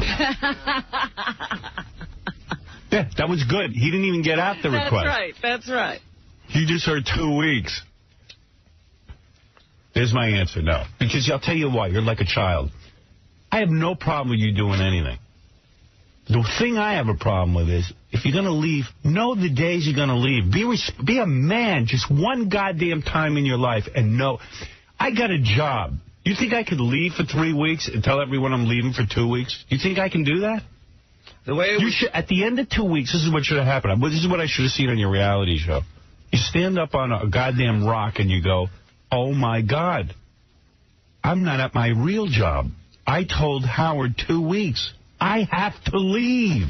And you leave. I'm a celebrity. Get me out of here. Yeah, you announce, I'm a celebrity. Get me out of here. I'm telling you. Because if you leave here, you're no longer a celebrity. I'm telling you. You're a regular person, and it isn't fun being a regular person. Trust me. Not being under my wing is not fun. Go ask Jackie. Taking Scott Einzinger's stolen leftovers. It's not fun, nor funny. Remember that. Big shot. I'll be gone. I'll be gone. I'll be gone. I'll be gone. I'll be gone. And by the way, I saw 2 episodes of your show. Yeah. Why can't I see that stuff? Sure. Yeah, but this woman was a real beast. I mean, a pig. So it might have been a rape. Yeah. Oh, that's a rape. I mean, this pig of a woman, like, she had sex with some young kid. Yeah. Boy. Right. And you think, wow, lucky kid. He's 15, got to bang some hot chick. Man, you got to see this. Artie, no offense, she looks like you in a dress. No offense taken. I mean it. But that's when it's rape, when it's girl on guy, if the chick's ugly. Right. It's rape. Yeah, this is definitely a rape. Yeah, 42-year-old teacher's aide was charged with raping a 15-year-old Long Island boy in her home. And she's married with kids. I'm like, goodness, how embarrassing could this be? What could that pay? Teachers don't get paid. Imagine teacher's aide. It's probably like $10 an hour. So anyway, she's up on charges. The neighbors say she was a nice woman. But yeah. Well, it's like John. He goes on an island with people. Everyone's nice. Everybody thinks he's nice. David Letterman's eye is not all better yet. He should really give it up. He should retire. Go enjoy your life, dude. You made a ton of dough. Your body's falling apart. You had a heart. What do you have, a heart transplant or something? He had bypass surgery. Yeah, I mean, and now he's got shingles. It really would be funny if he had a heart transplant and he's still doing it. I mean, like what signal do you need that it's enough? These guys never give up their shows. I've been sick for a month. I can't wait to give up my show. I give it up right now. CBS announced on Friday that Letterman will miss this week's Late Show, and there will be celebrity substitutes. Filling in are Whoopi Goldberg tonight, Vince Vaughn on Tuesday. Stuttering John on Wednesday, I believe. Elvis Costello got Wednesday. They were thinking of Stuttering John. I would get Stuttering John over Elvis Costello. Will Ferrell on Thursday, and Friday's host is yet to be announced. Lou Piniella. Notice Letterman picks all horrible people. Like no one who could be a threat to him. Yeah. Imagine like they put me on there with half a finger. I make it more entertaining and the ratings go up. He could stay home. And he'd have shingles all over the place. I think Lou Piniella's a great idea. I think Chris Judd. There you go. An hour of silence. Since everybody's in love with him now. Yeah, he's Bruce Willis filled in for him. I saw that. Yeah. It was the biggest train wreck I've ever seen on television. Yeah. It made me appreciate Dave. You couldn't possibly watch. That's what he's trying to do, make you appreciate him, I guess. Yeah. But they say right now that overall his health is excellent. But a complete recovery will require some additional time for the eye shingles. So they say the principal treatment for Letterman right now is rest. You know what? Stay home. Why don't you get that guy to fill in for him on Friday, that Khalid Sheikh Mohammed, the hairy guy? I'd watch that. Now tonight's top 10. Tonight we're going to talk to Demi Moore and Magic Johnson. These are my guests. Welcome. I am the guy who did 9/11. I will answer your questions about 9/11 and how I planned it and caused havoc. The top 10 reasons why I destroyed the World Trade Center. Number 10, the white man is the devil. Number 9, Allah told me. But it would be great. When I was planning 9/11, I made a duty in my pants. What happened was, I was doing my planning of 9/11, and I thought I was going to fart, and it slipped out. The doorbell rang. It was Osama bin Laden's third wife, and I thought that everything was fine, and then I realized I had stepped in something. I tracked through my entire cave. Dirt. This cave stinks. This cave stinks. And Osama bin Laden's wife was freaking out. She said, where are the plans for 9/11? I said, oy vey, duty on my foot. I was ashamed. Courtesy flush, please. Then I said, I'm a terrorist. Get me out of here. And that was that. He would make a great guest host. Yes. Well. What do you think of that story, Paul? You're great, Khalid. You're great. Khalid, it's something else. He's hip. I like Khalid. Tonight on the show, we kill Paul. I will slit Paul's throat from ear to ear. Hey, this guy's good. Come on, Pat. Good thing Dave got shingles. We're up 3 points in the ratings. Here's stupid pet tricks. Terrorist tricks. I'm going to eat a dog. Tonight, my guest is Demi Moore. Hello, Demi. Hello, Khalid. Let me ask you this. Why do you not cover your face for Allah? And why do you shave your legs and show your ankles and feet? Demi, would you like to rake my back? We are going to stone her now. Apparently, Demi had a baby out of wedlock. We will stone her to death. You're such an ass, Khalid. You said ass to a man? I'm going to horsewhip you. In my country. Who would like to cast the first stone? I have a game we can play tonight. How many stones will it take to kill Demi Moore? If you said over 30, you would have the over. 1, 2... All right, let's see. Now, tonight, for my bit, before I interview, we will do commercial, then I come back, and we will bomb the White House with a nuclear watermelon. What do you mean? You know how Dave dropped the watermelon? We have nuclear watermelon. And don't forget to take your NORAD, so you get no radiation. What a show that would be. It'd be great. The shake. Shake your duty. Let him have the whole week. Don't confine him to one night. I tell you what, the reason I am wearing gloves tonight, I don't want to catch shingles from Dave. You know, when I was planning 9/11, I never would have thought a couple of years later I host David Letterman. I never could believe it. My career's on an upswing. I'm the biggest. I used to watch Johnny when I was going to school in America. People say to me, how will you beat Jay Leno? We will send him anthrax, and I will beat him. Oh, I'll kill him. Next up, we fly a plane into Rupert's Deli.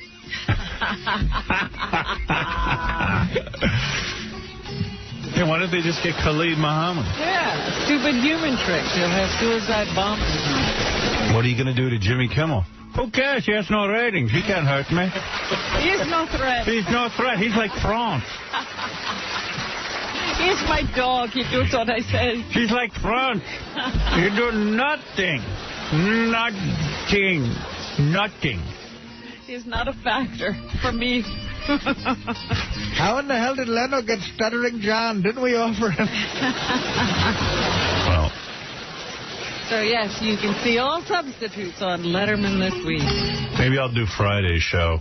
Yeah, they're looking for somebody. I wouldn't even do it. Dude, you know what they're going to do. They're going to pull out of Regis again. Yeah, anybody that Dave isn't threatened by. Yeah. Anybody good, they wouldn't let host. Dude, you know you could do it with a phone call. You just got to call over there. Yeah, oh, yeah, they'd be thrilled to have me. Oh, yeah. No, you can be a guest, Howard. That's exactly what they said. They put on Lech Walesa before me. All right, I have a question for you. You're Athena Onassis Roussel. What am I wearing? Anything you want, because you've got $2.7 billion and you're 18 years old. Oh, my breasts and vagina. I'm so ready for you. Oh, yeah. Come on, give it to me. I'm just getting into my part. Okay. All right, I'm Athena Onassis. Yeah, and have you seen her? Yeah.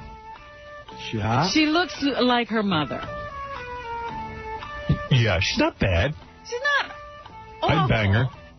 But she's not the greatest looking girl in the world. She's a single bagger. Tell you what, that $2 billion makes her a no-bagger. I know what I would do with her. What? I'd kidnap her and kill her. And take her money. So I'm wondering if she's not going to wind up just like her mom, going after guys that you really shouldn't be with. Get. Yeah, she will. Of course she will. Oh. She's rich, and there's going to be lots of guys who are going to be after her. Yeah, because she's dating this dude right now who's married. Yeah, it's a disaster in the making. And they think that she's run off to Brazil to get surgery because, you know, he likes women with small butts. So she can't work out. She's going to get surgery. She's got the $2.7 billion. He should be having the surgery. Right. Yeah, no kidding. That's what these women can't figure out. What kind of a guy is that? The $2.7 billion. You know who should go after her? Mark Harris. Oh, no. She's way too billion. young. She's way too young for Mark. I'm going to build us the giantest disco floor you ever saw. Athena, let me show you my ideas for my summer suits. I wish her well, because, you know, that $2.7 billion is probably continuing to be cursed. I tell you what, $2 billion at 18? Oof, man. It's amazing. An amazing amount of money. All right, Iraq. Colin Powell thinks that he has the votes necessary to pass a new resolution in the United Nations Security Council. So he doesn't think that the United States will be going without any support. However, he does expect France to veto it, which would take the measure off the table anyway. Isn't it weird how we have to beg all these countries to go along with us? Let's stop the charade. They're not into it. We are. Let's do it. Come on. Stop the begging. But the president has reserved the right to take action no matter what the UN Security Council says. So he's given a deadline of March 17th for compliance. And I suppose that is when we will be going to war. However, the anti-war machine is up and running and just humming along. There were more protests over the weekend. Whoa! And here is some natural sound of protesters carrying mock coffins to the U.S. Capitol on Sunday, C5. heard that his chicks in L.A. got naked. Did they? I wondered what had happened. In D.C., I don't think they did, but the Raelians got naked outside in L.A. What? Anybody got footage? I've got to get some of that.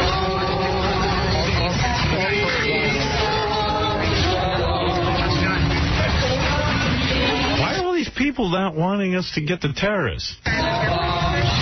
What's wrong with them? I don't know. Yeah, but World Trade Center was blown up. I can't explain it. But they're out there singing. And carrying their coffins. You know what? Carry your own coffin if we don't do this. Because guess what? They're going to blow our asses up. We got to keep these terrorists busy. Or else they coagulate like blood. And they just get together and think of ways to destroy us. Got to keep bombing the hell out of them, wherever we can find terrorists. The people who are there singing and carrying the coffins don't realize that they are prime targets. They're not going to look at a piece of videotape and say, oh, this person carried a coffin. They didn't want us to go to war, the United States to go to war with Iraq, so let's not blow them up. They just want to kill Americans. We see these people as pussies.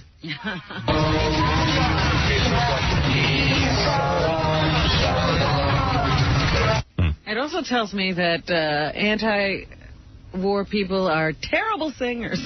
Why aren't people in the streets parading around with signs of this Khalid guy they caught, calling for his lynching and supporting the president, the CIA for finding this guy? We're so civilized. We don't even want to kill the people who want to kill us. They should be in the streets screaming for his blood like they did for Mussolini at the end of World War II. Should be kicking his naked corpse in the street. We would have to suffer a lot more. You know, I mean, we should be blown up a lot more before people get the message that we can't just sit around. Yeah, what's going on in this country? A bunch of pussies. Don't understand it. Anyway, we're now also finding out that Iran probably has a more advanced nuclear program than we ever thought before. And that North Korea has set off another rocket of some sort to test out their nuclear capabilities. They've also discovered that Saddam Hussein has cluster bombs that could distribute lots of biological or germ warfare. So let's just sit around and let it all happen. The weird thing is, once we take care of Saddam Hussein, Iran's going to run rampant because they're afraid of him. That's why they're developing nuclear weapons. Mm-hmm. They're afraid of that guy. But that's why I say this is a whole area that needs a lot of work. Yeah. You can't just take out one little problem there. There are lots of problems in this area. Basically, if we got rid of all the people over there, everything would be fine. Well, that would be one way to clear it up. Well, that's eventually what's going to happen, I think. Seems to be that's where we're headed. I'm sure there's some nice people over there, but there are also a lot of bad ones. Yeah. So it's our problem to have to go over there and try to make some sense out of it. Because nobody else has been able to.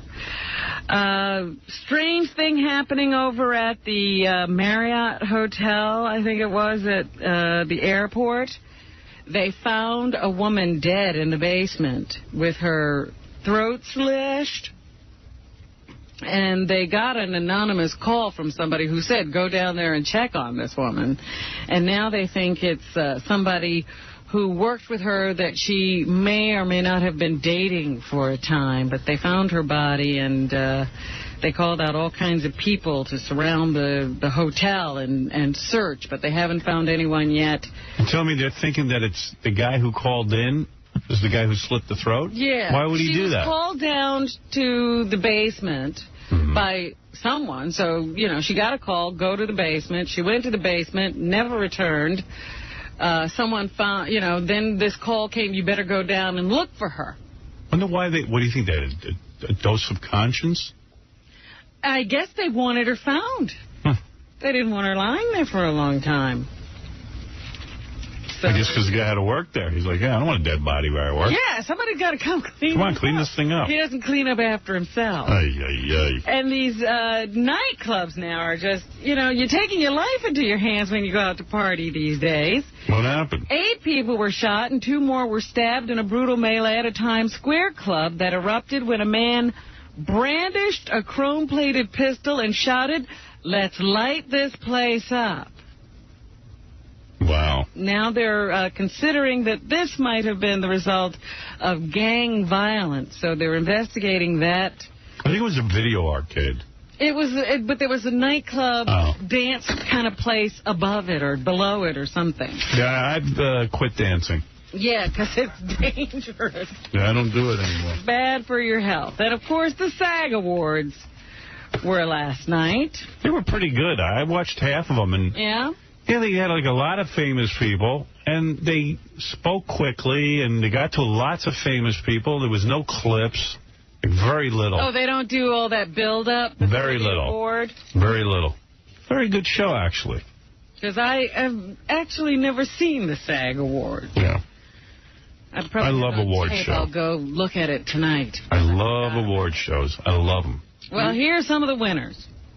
Sean Hayes of Will and Grace. He won the award for Best Actor in a Comedy Series, D3. All right. I was completely, I know everybody says this, but truly completely shocked. I did not think I was going to win at all. I mean... These actors really seem to care about this. Yeah. I hadn't won. It's exciting. The other actors who've... And so I'm good to go for the rest of my life, And this is just kind of icing on the cake. Thank you. Rachel Griffiths won for 6 Feet Under. The whole cast was awarded a Best Drama Series. So here's Rachel Griffiths accepting that award, D4. I do think we're an incredibly warm cast. I got to tell you, I watched it. That's the incredibly most ugly cast I've ever seen. The most hideous-looking people. Well, they're Undertakers. They're supposed to be beautiful. Wow. There's no glamour on that show. I think we're all good people. We all get on very well. Yeah, whatever. I don't care about that. Catherine Zeta-Jones was given the award for Best Supporting Actress for Chicago. She's as big as an elephant. Well, she's pregnant. By the way, you can't get through 10 minutes of that movie. It sucks so bad. Chicago. Really? Yeah, it sucks. It's like people like to be in the middle of a story and some people break out and start singing. Oh. Well, that's why they call it a musical. I hate it. Like hanging out with annoying people. Right. Enjoy. Imagine I'm telling you a story, I start singing. Yeah. They run up to it and then just enjoy. Yes, Robin, we're doing the news. All my team there on Chicago's. No, her head's bigger than ever. I know. That's the only bad thing about this. She'll start thinking something of herself. Right. Christopher Walken won for playing the dad in Catch Me If You Can. He was Best good. Supporting Actor, D1. To be part of certain movies that people will watch over and over, and as time goes by, the preservation of movies will become better, and the movies that we're seeing right now may be shown hundreds of years from now, so it's don't count on it. That is a funny man. He did a guest hosting gig on Saturday Night Live a couple of weeks ago. And I haven't watched Saturday Night Live in years. I sat there and watched the whole thing because every time he shows up, he's funny. Is he? Yes. Wow. He's amazing. Yeah, he is funny, man.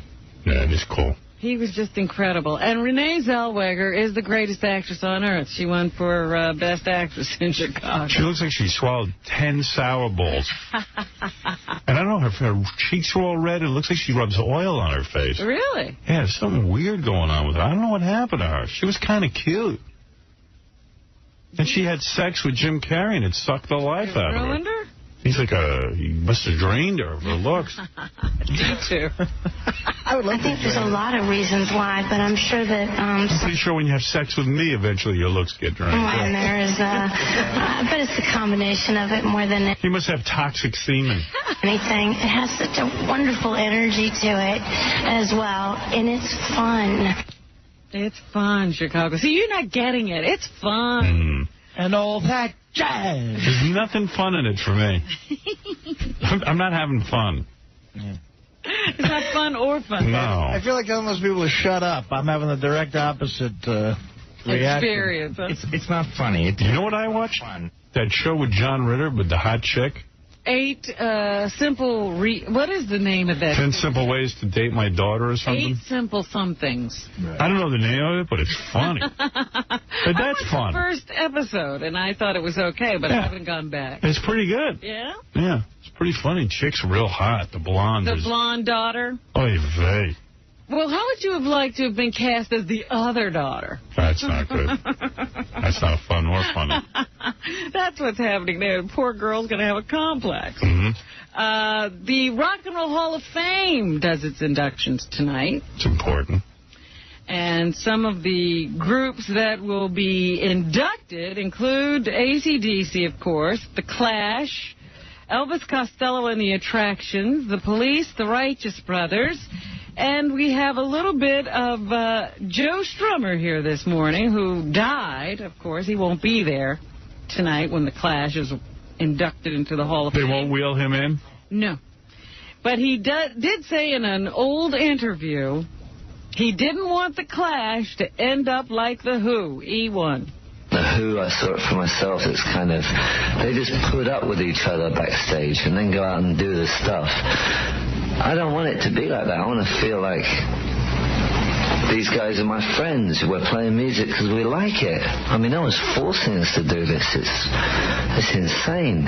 People just tend to hang on to the same structure because it's making money or... Well, what part of Joe Strummer's life didn't he understand that sometimes people don't have to love each other, but this is their way of making money, and they enjoy being on stage, but they don't enjoy each other as people? No. He wanted to like the people. Oh, dope. Well, he didn't end up like The Who. That's one thing for sure. Yeah. Well, actually, he did.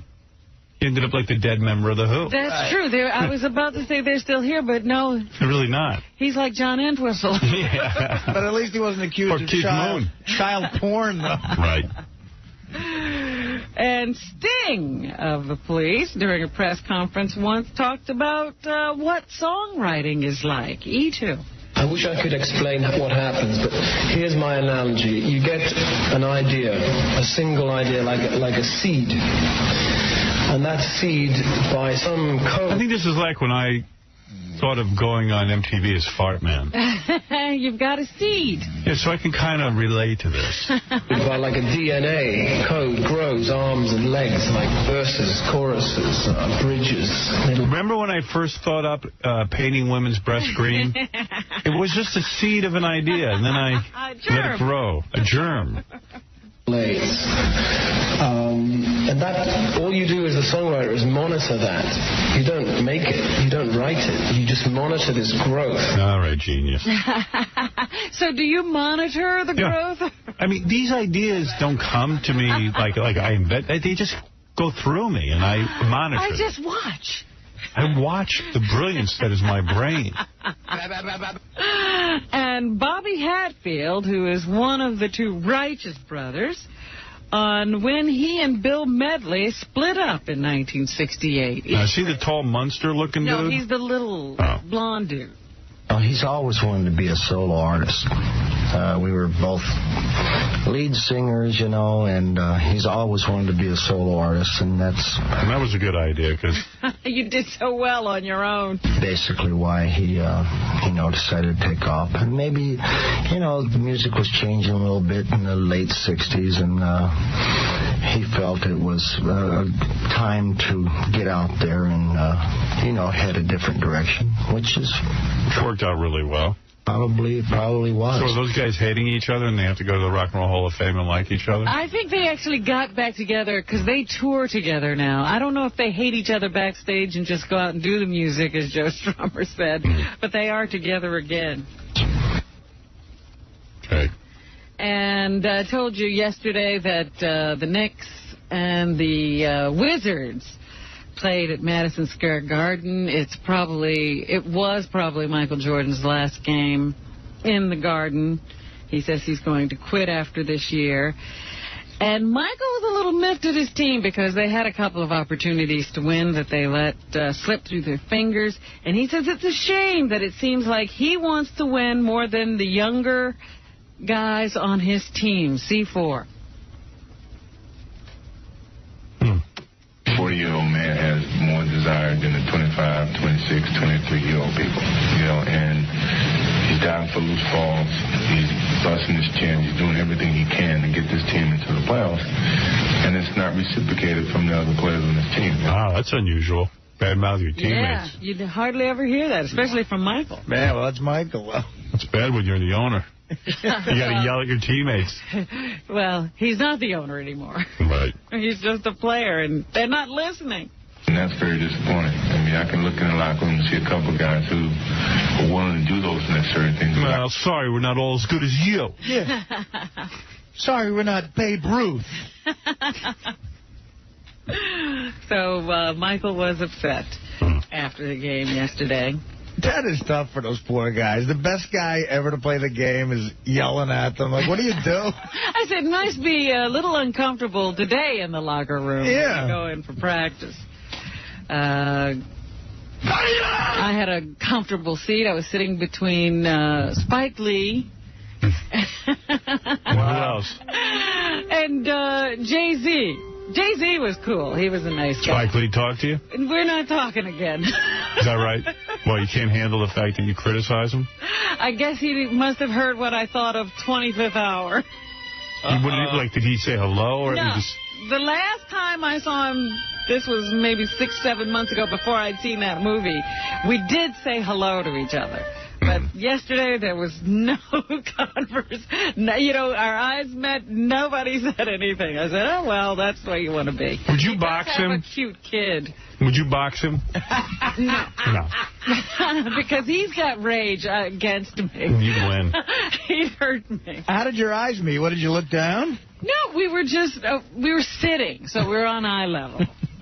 So, interesting. And David Blaine was there. Jerry Seinfeld left the baby for a little while, came out to watch the game, but he was far away, didn't have any interaction with him. And Roy Scheider of Jaws. That Jazz and Jaws fame was there. So it was a fun time. Look at you with all the celebs. Square Garden. Look at you with all the celebs. Just hanging out. Here's something else. David Blaine is really funny because he always has to tell you about his next project every time you talk to him. Should he just be a guy? You know what I'm doing next? I'm like, well, what are you doing next? How about putting a sentence together that doesn't include something about magic? He says he's going on a 44-day fast. Yeah. And I'm like, well, how's that entertaining? Well, there's magic. And then he told me he's going to disappear for a year. I said, oh, there's the magic part. And then come out and do this 44-day fast. So next April, not this coming April, but a year from now, David Blaine will be fasting. Why does he do something really dangerous and get married? Oh, I don't think he's ever going to do that. Let's see him take on real risk. Why, is he with his girlfriend when you saw him? No, I didn't see her yesterday. She's hot. I was afraid to ask because you never know with David if the girl's still current. She's way hot. She was. What's her name? Mano. You'd remember it, too, if you had a penis. You know, after she was in here, I saw that Mano walking down the street. Did you? And I followed her for a couple blocks, and I got a slice. Queen Latifah has the #1 movie in the nation, bringing down the house brought in $31.7 million over the weekend. And here she talks about watching Steve Martin and Eugene Levy work together on bringing down the house, A1. Watching him and Eugene rehearse was probably more fun than just, because they were just coming up with things, and maybe we should do this, and maybe I should spin you around this way, or we should fight over this. And yeah, why pay attention to the script? I mean, just watching those two crazy guys work together, and, you know, Eugene coming up with this something, if I'm not being too subtle. I'm like, ooh. Say that after everything. You gotta say that. I'm so disappointed that movie did well. I know. This is gonna go on. Just hearing that description, what went on, I don't want it to do well. Monica Bellucci is the beauty in the new Bruce Willis film, Tears of the Sun, and she was asked what it was like working with Bruce Willis. too. There was one time it was off camera, and there was my close-up, and he cried for me. Sick of these broads who come over here who can't even speak English. Shut up. Cried for you. Who cried for her? Bruce Willis. Because he's retarded. To give me the emotion, and he did in every take, so it was beautiful. So, oh God, doesn't happen very right. No one went to see it. It was all wasted time. It was the #2 film this weekend. I don't care. Here's Bruce Willis on how he chooses his projects. Say 5. I wish I could tell you that I had some kind of plan. I put all my projects on the wall, and I play pin the tail on the donkey. And I read scripts, and if I like them, and if I... God, is he a bore? Oh.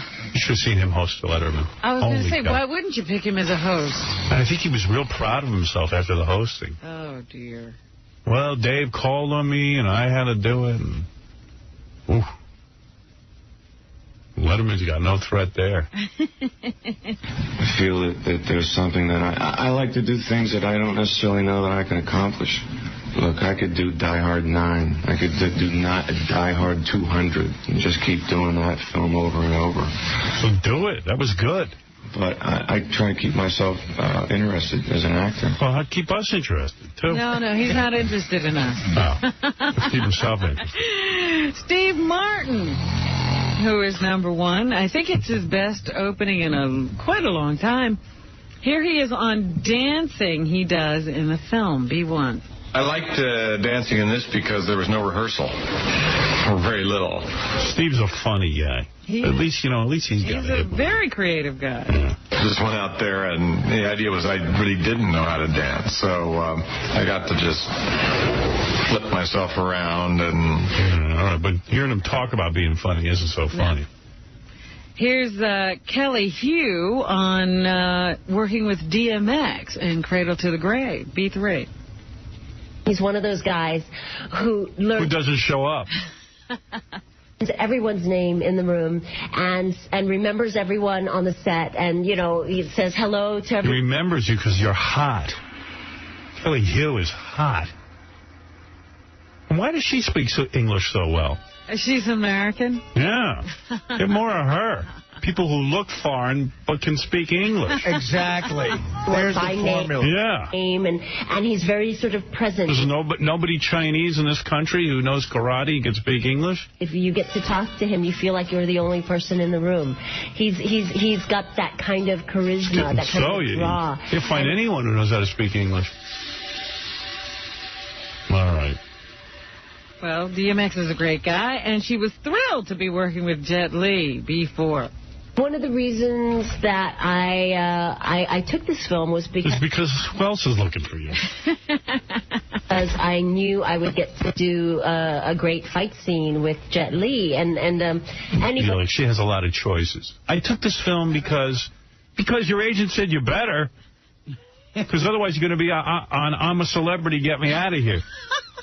Anybody who does martial arts in this business, wants to fight with a legend like Jet. I mean, he's the real deal.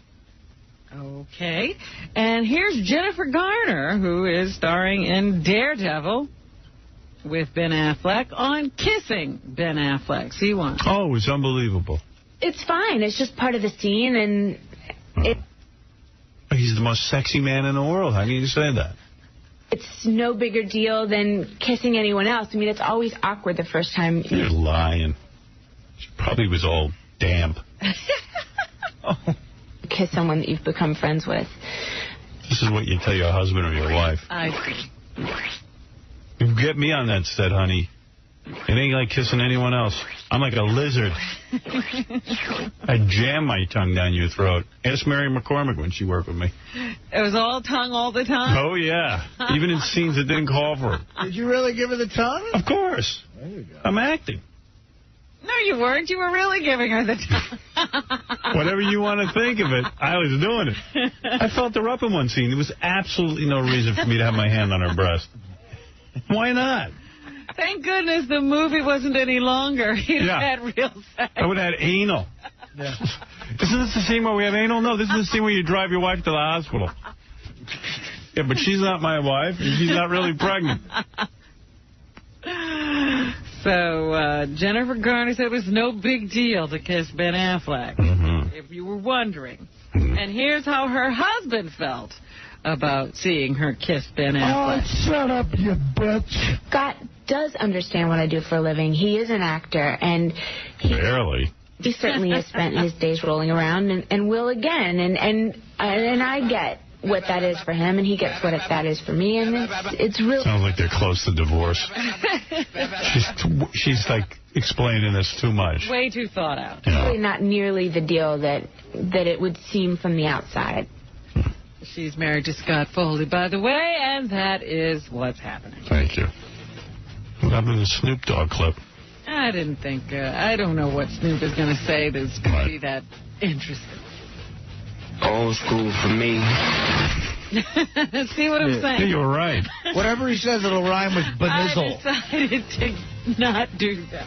All right. Once again, thank you to Live 105.7 FM in Baltimore. We're on the air on an FM station in Baltimore now. You can hear us there. Tomorrow, Judith Regan, Dial a Date. Comedian Colin Quinn stops by to say hello. Oh, cool. Jerry Halliwell is going to stop by. David Wells, Chris Rock, Lisa Marie Presley. A lot of people. It's going to be real good. I didn't get the email, but I'll do it tomorrow. And we'll see you tomorrow.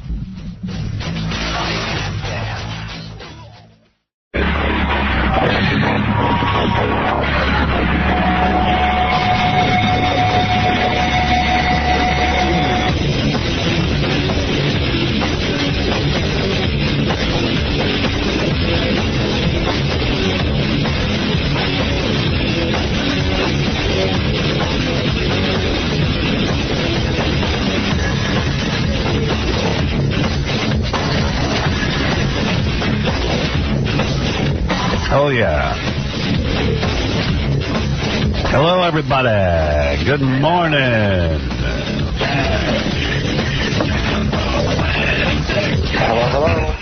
Yeah, well, here we are. Hello, hello. And good morning, everybody.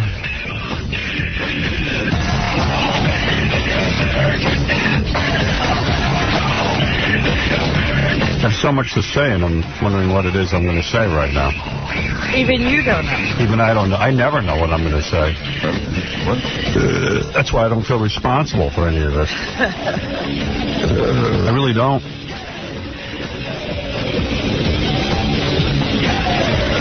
So what's going on now on the war front for us?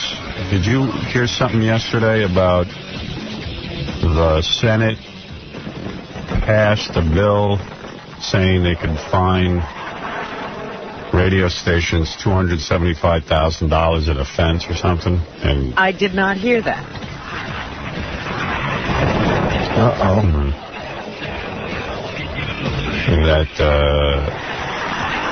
I don't know what I heard. I heard a whole bunch of weird things, and where'd I hear it even? Who told me? Were you dreaming? Don told me. My agent, but I don't see anything about it in the newspaper today. You know, they're talking about a lot of things, but nothing's been passed yet. Yeah, I'm getting weary from it, I'll be honest with you. It's starting to really affect me personally and get me angry, and I'm not sure yet. I'm not at that point yet, but I'm pretty close to possibly taking myself off the air. Oh. I've been thinking more and more about it. Say it ain't so, brother. Well, I got to tell you something. I just know my health, and I'm sick every weekend, and I'm like, I swear to you on a stack of Bibles, all I've ever wanted to do is make people have a good time in their cars driving into work. It's all I ever wanted to do.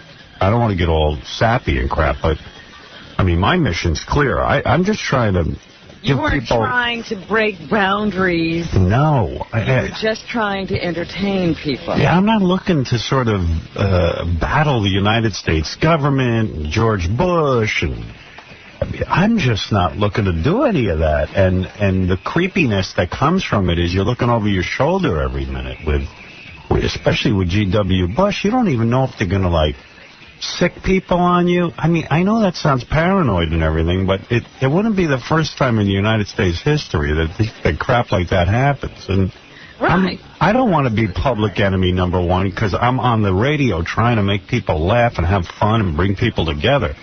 I'm an entertainer. I mean, let's not forget that. And while some people don't agree with my form of entertainment and don't think that it's very good or should be on the air, I have never once had any other agenda than to be a really good morning guy on the radio and give people something new and innovative. And you didn't look at the government and say, you know, what they're doing is wrong and I want to fight them. Yeah. And now, like, I'm attacking Colin Powell's son, who must be really viciously angry with me because I goof on him. I'm talking about how he looks white. And, you know, I know that being the victim of that stuff isn't fun for these guys, and they can get their ass really riled up into a knot. And it's not like fighting with another radio guy who can only yell back. Yeah, that I'm okay with. They actually have the power to ruin your life. Yeah, I mean, and I'm getting really freaked out by it all, and my anger sort of revs me up, amps me up to start attacking all these guys. Like, I'm attacking some senator in Kansas who, between you and me, is part of something called the Fellowship, which sounds like it's right out of a novel. And these guys mean business. And mind you, I just never got into radio for all of this nonsense and fines and $275,000 in offense. Now I realize the whole landscape has changed. There is satellite radio where everyone understands that it's a pay medium. I can go on there, do my show, not offend government officials. For some reason, and really just be an entertainer. Yeah, not a cause. Yeah, I'm you know, like on satellite radio right now, they're playing dirty comedy bits from comedians, and it's like, it's ridiculous. You know, I don't know a family in the United States that doesn't have cable. I know very few that don't. Some kooks, some hippies, you know, who insist on not having a TV. Or they're just in a very undeveloped area. It hasn't gotten to them yet, somehow. Everybody has cable, and on every television in this country of ours, any kid can turn on the TV and find Channel 4, NBC, let's say, or CBS, right next to HBO and sex channels. And no one really has a problem with that because they say those are pay channels. Well, like kids can't get to them. Well, I was thinking about it. CBS, NBC, and ABC, if you order them over cable, which most people do, you're paying to bring them into your home. Absolutely. The same as HBO, the same as Cinemax, the same as all of these channels. To the guy who orders cable, there's no difference between open-air channels and closed-circuit channels. They're all right next to each other. And it is cable. And the government is I don't know, they're losing their minds if they think there's a difference. So last night I'm just sort of sitting around, and I had a really good day yesterday. It's kind of weird. It's like, you ever read about suicide victims who, like, have a great day and then they kill themselves? Right. The two most dangerous times for a depressed person are when they're going into a depression and coming out of it. Yeah, well, I was sitting around, and I have never been more creative than yesterday. I had this great meeting with a writer in Los Angeles about Howard Stern, the cartoon. Then I had this... really good conversation with somebody about another project that I think will be kind of exciting for the show. And I had never felt more clear or better. And then all of a sudden I said, what am I doing? Fighting with the government. I'm fighting with the government. I enjoyed putting together these shows. I am not about this. And I'm getting attacked in the newspaper. I got morons like Bill Maher, who God only knows what I did to this guy except promote his products. He's going, like forget Bill Maher. Christy Todd Whitman, who I supported in her bid for governor. 2 times. Who's been on this radio show 1 million times, gets on Bill Maher's show and goes, Howard Stern, I don't love him. I don't listen to his show. He's disgusting. He supported me, but half-heartedly because I called in first. And I mean, I'm like, is this the same woman who sat on my couch and thanked me for getting behind her and my fans? Who invited you to her inauguration? I mean, what is the embarrassment in saying something nice about me? Same with Bill Maher. I mean, like, the guy gets on TV, and it's like, I'm so sick of people doing mea culpas. 20 minutes first about what a scumbag I am, but we do have to support him because of free speech. It's like, you know what? BS, man. What a bunch of crap these guys are, and Christy Todd Whitman, who's, you know, my fair weather friend. Yeah, that hurt. And it's just like, why am I involved in all of this? I really don't have any desire anymore to show up here and quake in my pants because I'm probably pissing off Bush, Powell, Powell's son, plus people in the government. You don't get to say what you want to say. I know, and I'm not even doing my show anymore. I'm really not. No, you got somebody pushing a button, and, I mean, we do a show, then somebody else does a show. Yeah.